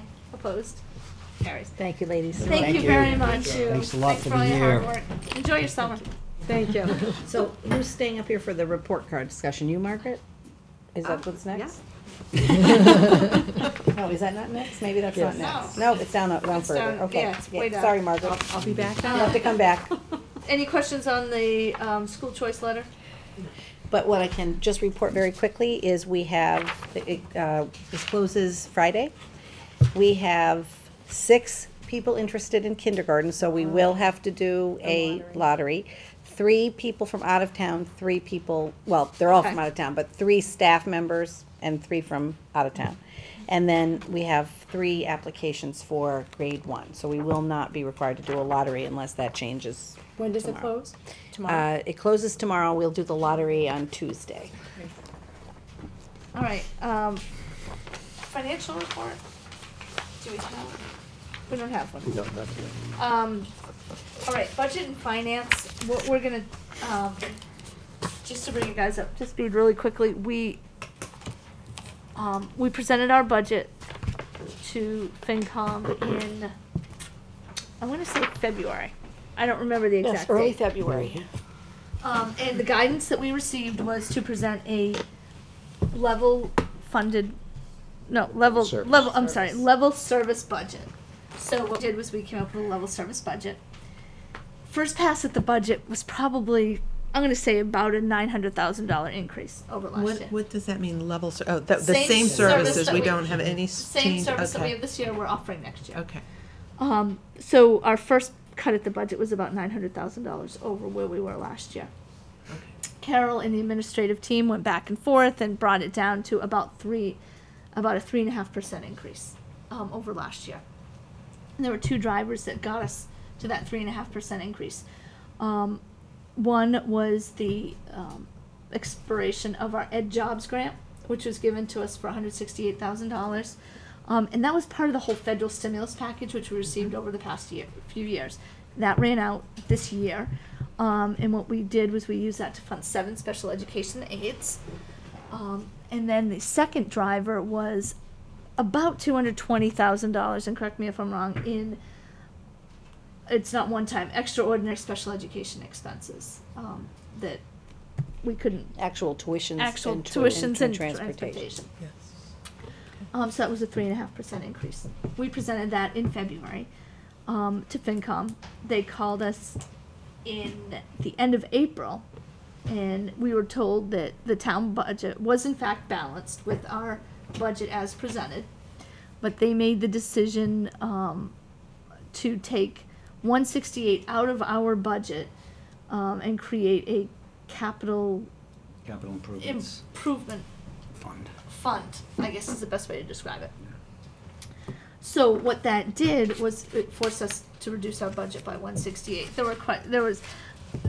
If you go back to the meeting, you can get a DVD and watch it, and the gist of it was, the impression was that we planned poorly for the expiration of the grant money that ran out this year. So what we did last year was we explained that we were losing $168,000 in grant money this year, but when we applied or explained the need for the override, we listed exactly what we were going to do with the money and did all those things with it. So had we asked for, it would have been great, I guess in hindsight, to ask for an extra $168,000 to get us through this year. That year. But we were told to cut because, quote unquote, there's room in our budget for it. But we weren't given specific direction. We were just told that there was room and we needed to cut. So we were approved a 2.2% increase over last year. We were never given the direction of it has to be 2.5%, it has to be 3%, it has to be X percent. But we were cut down to 2.2%. Can I add a couple? Yeah, Just the 2.2, no one else in town was cut to that degree. And as far as... Do we know that? I don't think there was anyone else in the budget that went down below that. It was 2.5 or in 2.5. a couple of cases a little more than that because of contractual raises.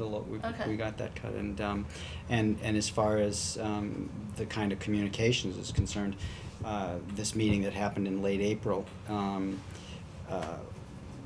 the chair was notified the day of the meeting to show up to defend the budget, and then once showing up to defend the budget, there really wasn't any discussion per se. There wasn't any time after that to have a meeting to actually, as a school committee, try to even discuss it. So we ended up having to have a meeting right prior to the town hall meeting. I mean, that's how that process went. So here we are now, cutting $100 $68,000 out of our budget. So some of the things that we talked about, really, you want to be least impactful on students. You want to keep, our goal would be, and ideally would be to keep the class sizes where they are, offer the same programs that we have now, but we're within the constraints of less resources. So what you talked about before this meeting was, and jump in if I'm wrong. Barbie can But read you what we Barbie, do you want to go through? Can you want to go through the list of what we talked about? Because I can't remember the exact number. Do you want to go through the list of what the end result was, or what we? How we got to 168. I guess Okay. you just Just there's the like list. 3 or 4 points Yeah. that got to 168. Okay. We have a third grade teacher at Pembroke retiring, so we will not fill that position. And that would be $65,000. It's a Which fourth means grade. third grade class sizes She's a go fourth up. grade Is she a teacher. fourth grade Fourth teacher? grade. Oh, my son had her in third grade. We would have to do some shifting, and the class size will go up The class size will go. to To 23 23? or 24, I think. So, 23 or 24 kids, right, Donna? so isn't that, so that is like, I know they're retiring, but isn't that like losing a teacher? Yes, It is. Yeah, We're reducing a teacher. We're reducing a teacher. Because we're not, Just- we're not just- replacing that teacher. Correct. Correct. Reducing the sixth grade Mhm. teacher for 45,000. That would increase the class size to 23 to 24. The foods program, that would be 45 as well, because we would need 0.6 for a teacher to do an elective. Right. We'd have, Right. we'd have to think about that, yeah. Go ahead, keep going. You're And right. then, that got us and then 13,000, the remaining 13,000 would come from the retirement savings. Yeah. Are we cutting back the foods program or eliminating? No, eliminating. Eliminating? And what is that program? That's, Carol, how do you Home describe ec. home economics? They teach the kids how to Cooking cook. and- It's a great and program. there's a At lot of what grade? nutrition, there's a lot of wellness education. Middle the high kids school, really it's actually get a lot out of it. 0.6 at the middle school and 0.4 of Just her time. eliminating. Well, we're eliminating it for a couple of reasons. There's history behind it. It's not. Yeah, I mean, it's a phenomenal program. It was and- just and- restored. And it was just restored. The teacher is, basically, she's retired and now she's come back. So, my understanding is her intention was to retire next year. So we had the discussion that, well, maybe we need to do it a year early because, she wouldn't be there for the program for the long run. Okay. Now, understanding, of course, that, the impact is that it now creates a situation where, well, what do you do with the kids, right? So, the discussion there is that it'll impact the high school, and Peter can speak to that, certainly. 80 kids over the course of the year, right, Peter, different semesters? 88. And then, so what it will mean is that students will have to choose another elective depending on what's available in a particular period. Some periods there may not be something available. Sometimes kids will have to take things that they really don't want to take necessarily. Or it might be necessary, depending on the circumstances for the children, to give them a study hall, which is basically the DESE says that study halls should not be assigned. That doesn't mean that there aren't circumstances that could make it happen, but more directed study as opposed to a sort of a large study hall. But that is an impact. And then at the middle school level, they have certain specials that they rotate through. There's certain things in 6th grade, certain things in 7th grade, certain things in 8th grade. And that's where there'll be a gap as to, well, what are we going to do? And that's why there was discussion about the idea of, do we need to, space is going to be a factor. So, this would really be up to looking at what the administrators and the staff would think. But taking some of this reduction and keeping a 0.6 of something, if it's not food, something else that the students might like or benefit from. So we don't put the middle school in a situation where they have large numbers of students in study hall. So that was the discussion. Is this, this is just to make up for the 168? Just 168. 168. Okay, this isn't about coming up with a bigger. No, we'll have other issues. Oh, we have other issues. No, I Yeah. know we'll have other issues, but this isn't about, making any cuts more than that in order to be okay for the next 3 years, No. let's say. This is to get us through this year. All right. And it's really a result of Ed Jobs, the Ed Jobs grant. And the reason why we can't, No, it's and now the argument, As a result of FinCom. well, so then the next question that people might say is, well, it's simple. If you lost the 168, then you should just lose whatever's on the Ed Jobs grant. We can't do that Right. because we're required to meet certain requirements for the special education children that we're responsible for educating, and so that's something we absolutely can't do. That's right. So for those people that say, well, that's it's linear. It's not It's not straightforward, and it requires a lot of redirecting, as Kelly said. And how many different electives are currently offered in the middle and high schools that are in the category of that food? The middle school's actually easier. They have, and not all kids have them every grade. They have computers, they have tech ed, they have music. Really can't call phys ed an elective because why by law, but it is taught during the elective periods. They have art. They have art, and they have, did I say theater arts? No. No. They have theater arts, and they had foods. And foods. The high school has those types of things, but they also have, high school has a lot of academic electives. Like journalism, for example, would be an academic elective, Okay, right? so Business courses. what is the committee's thoughts on that? The 13,000, the last item there, the fourth item, Yeah. where did that come from, the 13,000? Well, that would come, we will have some differences that occur with staff members that leave, and then we hire staff members. Perhaps we hire them at a lesser salary. If we know people And that so are they're- leaving now to go on. Right, so Is there a term for that? Salary savings. Salary savings. That's what it is. Yeah, that's what it is. That's what I am. And is there any, are we breaking a contract with the person who teaches in the schools program? No. No. So, We have to notify No, them by June 15th. No, there's been a discussion already with her. okay. So there's no negative consequences from her having expected a not for her job with personally. us? Okay. Very popular program. That's the hard is part an about it. That's the hard part. It is an impact. Yeah, it is. There's no I easy way can't, around it. I mean, that's, Unfortunately, any cut's difficult, because as we've been saying, Barbie and Ann, obviously, going through the budget process, realize that there just really isn't, there isn't additional. And These are people that And one of the things that we did look at. no longer have. We looked at, actually I spent a little bit of time going through and saying, okay, what are the biggest items in our budget that we could just kind of, take money off here and there, just the big ones so that you could kind of see what was impactful. The biggest was textbooks of 90,000. I came up with a whole list. It was like, But you just heard what one cost. yeah, no, I know. So we had textbooks at 90,000. Then we had We need I think relatively legal. recent I think it was textbooks. school committee legal fees, but we're negotiating contracts. We need our attorney, as well as other attorney things that come up. So that was the other one. And even with that, when I picked the biggest numbers, I couldn't even come up with 168, and that would require eliminating all of them. Right.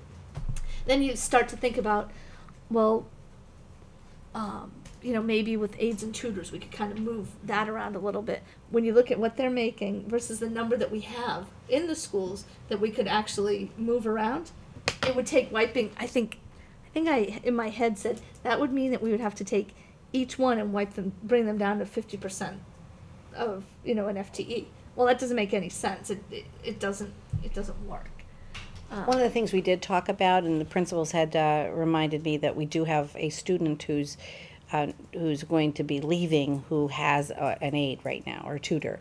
So the question is, that's also a possibility, is to just not continue with that tutor unless it's needed throughout the program. But But I at mean, this you point- don't That's being know who's discussed coming at this in. point. That's That's the the point. problem. So We that's don't why know it's what being, special that's why it's needs. being discussed in That's terms of. and it's not a big enough number to make any one of these other decisions go, change any of the decisions. Right. But that, you know, as we're continuing to evaluate what the staffing needs to be next year, that might be something to look at. But we're not ready to just throw it on the table till we look at everything very carefully, because we don't want to do exactly what you're talking about, a lot of it. Although a lot of, I mean, you could argue that the foods program in some way is meeting the needs of students who are not inclined to take academic electives, that, you know, they're not going to take business and those college prep courses. They're going to need courses like that. How do we ensure that we're serving the greatest number of students when we don't have programs? Georgetown is the lowest per pupil spending in the I state. am aware of that. And as Carol has repeatedly reminded us, it's not a badge of honor. No, it's not. But that's what we're faced with. So we're not going to solve that problem right now. No, but it's part of it. It's part of the understanding But I need think to it's come also, to. I mean, to my mind, it's all these things that I've heard at this meeting tonight that I hear concerns of parents in town, and none of this is public. Unless you watch these meetings. This is going to change. That's right. But let's keep. Yeah, that's this the problem. is going to change. But you know what? I can't wait to get. But I have to say, I mean, in fair, I agree. It's not public, but it's a whole nother discussion, because we have the public hearings, we post the meetings, we get the information out there. I mean, a perfect example is we had town meeting, and I don't even know how many people. Well, were it's there. a discussion I could have with you about why that's not sufficient. We don't need to have that right now. But I think, we do get the message out there. People also have to say, what's going on? I need to get more information about this. And we have to find a way to make it easy for them, and, it is our intention to be open and transparent and communicating. But let's keep going on. Let's keep going going on on this. this and get. Where are we on the cuts? I understand, Well, and Yeah. I mean, everything you're saying makes sense. Sadly. I would sadly. I would like to make a presentation to the finance committee of what these cuts are, just so that they're educated to the consequences. And if everybody's okay, then it becomes part of our budget. Well, here's the thing. We don't have time to make what's the purpose of the presentation to them? To have them be involved in the end result of their decision making. But how's that going to impact what we're going to decide tonight? Do we have to make a decision tonight? Is that the? We do. Yeah, we because, need to. yeah, because we need to. Then End of the it would year's be for gonna a come. different reason. Because Then it we would be need for a different reason. to notify people by June Present the facts, 15th. nothing but the And facts. Peter and Brian also need to work on They gotta scheduling schedule for their next year, buildings. as well as Donna. But so you were and saying Margaret. though, if this full-time foods program person leaves, that you were thinking you could bring somebody in to run that program on a part-time basis? No. Is that No, what you were we saying? couldn't use that Find room. another person to fill the time. We with would some other hire program. another elective kind of thing. The problem's gonna be finding the space, so it may have to be the kind of program that can rotate through, 2 classrooms to deliver instruction. We don't really know what it can look like at this point, but what we're saying is that if we, and again, I because they can't schedule their building till these decisions are made, I don't know how many kids are impacted. Because it's a smaller 5th grade coming in, but remember, they have that big 6th grade class going into 7th grade. So there's a lot of factors that go into it. So, but if I understand you correctly, and I may be misunderstanding, if the person who is currently running the foods program is not coming back next year, Yes. we would, in our budget, have sufficient funds to bring in a part-time? No, what we would do is we would look at, so let's say she makes $75,000, right? So we would say, we don't get that full 75 to apply to this cut, because 30% of a teacher would be, 60% would be 30,000. So you really only make 45 that you can apply to the cut list. Oh, I see. Yeah. So the net impact of cutting that is 45. Okay. What do you need tonight? A motion to accept this? Do we need to move a motion? What we need to do is approve cutting the budget by $168,000 based on the line items we discussed tonight, and then we'll have to vote on a new budget? Do we have to redo? Well, this town meeting voted the budget, so you really have to. But do we have to vote on a line item? Don't we have to we vote? would adjust our budget. Yeah, we will. But what we need to do tonight is vote on the 168. Do we agree with the 168? How we're going What to if cut we it? don't? I mean, what if we don't approve it? What if we decide Well, we we can't deficit spend. But I understand that, but what happens in a committee like this if we, if I refuse to participate in a vote to Then you vote accept- no. Then you vote no. Right. You vote no. The And the motion's majority made votes, and yeah. you vote no. It's a majority rules. I mean, carry that question further, if everybody voted no. Mhm, that's what I'm wondering. What happens if The ev- point We it would have to doesn't cut matter other things. because we're given a flat amount Then you by would need to have cut to do it something else somewhere. that would We have to also cut it be. You have to somewhere. find it So it's somewhere e- else. This is what we In- thought was impactful. the least impactful way of cutting. We know we have to So in cut other it. words, I'm saying I trust you as my fellow members of the committee to have done your work and come up with the best solution. To make sure that this is the least impactful way to cut. It's a hard one. I'm new It's here not. tonight. That's why I said, welcome to the committee, right? This is not the kind of meeting Yeah. that's, what we hope for, but it is what Right. I don't want to It's approve not, that it's kind of a not saying cut when to you our approve it, you're schools. not saying you feel I positive mean, about let's be doing clear. this. You're not approving our bottom line. Okay. We did our best. Presented our best case to get the bottom line that we bottom line felt is what we it is. needed to run the schools with. And the town felt otherwise. They felt that the 168 was poor planning, and we had that in our budget that we could account for. So they've given us the bottom line. I see. And what they have jurisdiction over, it really is just that number. So you're really voting for the least impact to the students. They've already determined what our number is. Okay. And I just can't sit here and just hear and listen to the town cut us 168. The town did not cut us 168 in reality. Finance committee cut us 168. That's just my opinion. Anyways, that's neither They here nor made the there. recommendation. Yeah, I understand. Yeah. I understand. It's neither here nor there, but I'm just not gonna. Well, no, the town did as well. I because understand. everyone- They voted. Right, and I then understand. they I voted, understand. they approved that Yeah. at town meeting. Right. Yes. Well, I'll make a motion to approve the $168,000 reduction as identified by the chair. If that's a satisfactory Yeah. motion. Yeah, it is. That's fine. You keep going. Any further discussion? Oh, any further discussion? And you can abstain too. You don't Yeah, have you to can vote abstain yes or no. vote You no. can abstain. Also, Just so you know all of your options. Nice. all those in favor? That makes you feel any All in better. favor? I can sleep better tonight if I Opposed? abstain. Any abstains? Are you abstaining? All All right. right. Okay. There we go. All right. All right, motion carries, one abstain. All right, moving right along to more fun. Peter can go. I'm just letting them know. I Yeah. know Margaret and Julie have to stay, but if the other ones wanna Oh my God. take off, Don't you you want can. me to We do gotta this get for the going, last guys. item? This is What's the last item? The old warrant. This is an unusual. Oh, Peter, maybe you do have to Peter. stay. The questions. The old that- warrant. as Sorry, a new sorry, I member, tried. making it If they go are. in All right, let's faster. Go ahead, keep keep going. going, keep going. Nothing. long Is there day. anything in governance?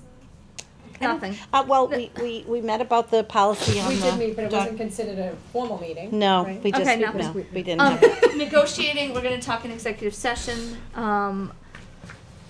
Freedom Lawrence Educational Collaborative, the chair will entertain a motion to approve Carol as the GLEC Board of Directors appointment for the school year FY13. Well, I second that's the a motion. choice, right? Right, sorry. Yeah.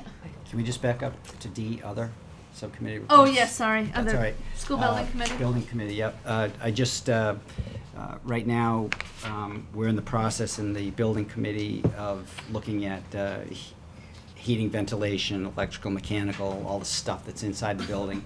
and options are being put on the table with regards to cost. And I, as the representative of the committee, sitting on that committee, I just want to be very clear at this point in time that up till now, every decision that has been made with regards to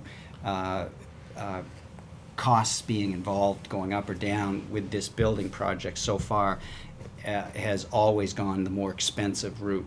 And I'm very concerned that it's going to continue in that regard, that the decisions will not be taken, that cost will not be the issue that it needs to be for the town. And as a school committee, that's a big part of our job. I mean, we represent the town, and I have a big concern about where it's heading, and I just wanted to report that as a school committee. All right. You just push it so not sitting on top of Barbie. Come closer to me. All right. So the challenge to a motion to approve, to appoint Carol to the Greater Lawrence Educational Collaborative Board of Directors. I second that. Any further discussion?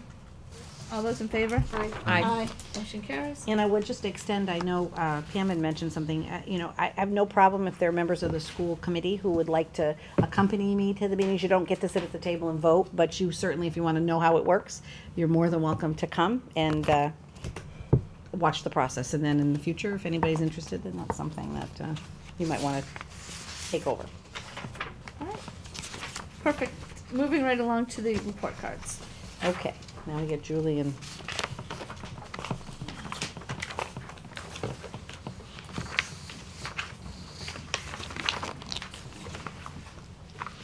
Wonderful color. I know. Keep you awake.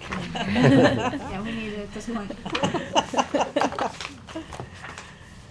Okay. So this takes the whole A, B, C, D, E, and F, and all that out of it. Well, the revisions that are on these report cards are not far from what we were using last year. Last year, you did approve for standards base. So we weren't using the ABCD last year, but we wanted to simplify the language, and we did change the proficiency scale to be better reflective of a child's progress. We pulled apart some of the strands so that they were more easily accessible, and basically tried to just whittle it down to the more salient standards. Again, this is not every standard. We could never have a report card that reflects everything. So we've really tried to simplify and tried to come at it from the viewpoint of what does a parent want to know about their child. And then beyond this, it would come out in parent conferences with the teacher and through just assessments through the year. So we've really just tried to make it more user-friendly for a parent.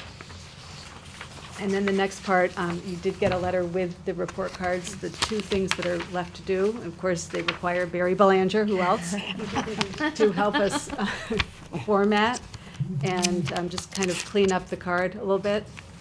And then the final thing for teachers and Julie and our literacy coach and interventionist to work on are identifying areas that wouldn't be assessed in each term, and then they would be blacked out. So there are some things in term one that we're not going to look at. So we would black that out. So we are asking you, though, to approve that this is this report card, and then we'll continue that work through the summer and have it ready for the fall. Forget how young they are. When you're reading, can count to 100. I know. Yeah, did the teachers participate in this? They completely participated. It was a yes. And did they have a chance to vote, like to see the final form and vote on it? They did. Okay. This was driven by our work with the teachers, because we value their input, and they are the ones working with the document. And so from a teacher standpoint, you really need to be able to work with language that you can articulate to parents, and that's the reason why we went through and made the changes that we did. We spent a great deal of time looking at the standards and the assessments, and again, when we're looking at literacy and improving our instruction, it really does come down to the report card is a vehicle to help us in that area, and that's what it should be. So it really is a nice aligned system. Right, any questions? As a parent of a first grader, I love this report card. Oh, good. I know I'm not representative of all parents. Yeah, exactly. But Well, I that's great to love know. this report card. Very good. Thank you. Because we have worked hard on it, so that's nice to hear. Thank you. I don't have any that are this little, but it's great to see. It's it's just funny to see. We forget. Yeah, you Forget. do, yeah. All right, any questions, concerns? It's excellent. All right, the chair will entertain a motion to approve the Pearly report cards as presented for kindergarten and grade 1. So moved. Second. Any further discussion? All those in favor? Aye. Aye. Opposed? Thank you, ladies. Thank you very Thank much. you. Thanks for staying so late. Thank you. Yes. Peter's almost ready. All right. Donation from the PTA. The chair will entertain a motion to accept the donation of $1,962.50 for the middle school Jump Up and Go program at the middle school. Second. Any further discussion? All those in favor? Aye. And We appreciate it. huge A lot of hard thanks work. to the PTA for doing that for us. That really makes a difference for the It's- middle school children in the morning. Yeah, it really does. All right, moving along to the fun things. Last day of school will be June 14th, so the chair will entertain, and that's because we had no school days this year, and we started before No Labor snow Day. days, right. The chair will entertain a motion to designate June 14th as the last day of school for the 2011-12 school year, as presented. Second that. So moved. So moved We're in that getting second. Yes. Any further discussion? All those in favor? Aye. Aye. Motion carries. Okay. All right. So, this is you, Peter, the last, the warrant. Oh, yeah. The last man still standing. The last man standing. The old warrant article, So, Peter, do you want to talk a little bit about? for $1,500, you're just making a few computer Yeah, come on up. purchases? And it can be yours if. Price is All right, right. you can make it. You want the history on that? No, just. Um, Give the very brief history, since you waited all this time, but it's got to be quick. Yeah, once upon a time, there was some warrants that we were able to rebuild our network. This is the first time it crashed, not the one that we just dealt with. And they did a debt exclusion, and they put aside $150,000. We bought network infrastructure and some computer labs, and apparently there's about 1,500 left in it. So we need authorization to spend that. I will probably ask Barry Belanger if Pearlie or Pembroke have any network kind of infrastructure needs. If they don't, we'll probably buy a switch for the high school to replace some of our obsolete hubs. But Pearlie and Pembroke have them too. Can I just quickly ask, is there a Wi-Fi, open Wi-Fi for students or faculty at the high school? Yes, we Yeah. have a new wireless network in the middle high school. Okay, great. And students have access to the password or? No, No. not yet. Teachers We have do. to yes, we have to Okay. modify our policies for that, so that was That was a couple meetings part of ago. this, part of the Okay. school improvement plan. yep. Okay, thanks. All right, the chair will entertain a motion to, yeah, I put it away already. Approve the amount. To approve the amount of $1,554.23 to be used for Georgetown Middle High School computer needs as presented. Second that. Any further discussion? Second. All those in favor? Aye. Aye. Opposed? Motion carries. Good Peter, job, thank Peter. you. Thank Thank you. you so Peter, much for staying. Okay. One thing before we're gonna go into executive session, but, Carol sent out a package of Yeah, executive we'll session straighten minutes. them out of that. That I did date one. back Oh. to 2009. And we don't generally, we try to go through these every several months, once a year, and because they're held in the discussion's held in executive session for very specific Thank you, things. Jen. Usually it's for negotiating discussion or if there's a personnel matter, anything like that. In many cases, executive session minutes are never released to the public. Night, Jim. Because they Good night. Have, they have repercussions. They have people's names, they have issues that were discussed. So in this case, many of them have been redacted, but they are going to be released, so we just need to approve the release of the minutes as presented. Okay. The chair will entertain a motion to approve and release, or approve the executive session minutes as presented. So moved. Second. Any further discussion? So this was, Naomi did this? Yes. Great. These are all redacted. Okay, great. All right. So- All those in favor? Aye. Aye. Opposed? Motion carries.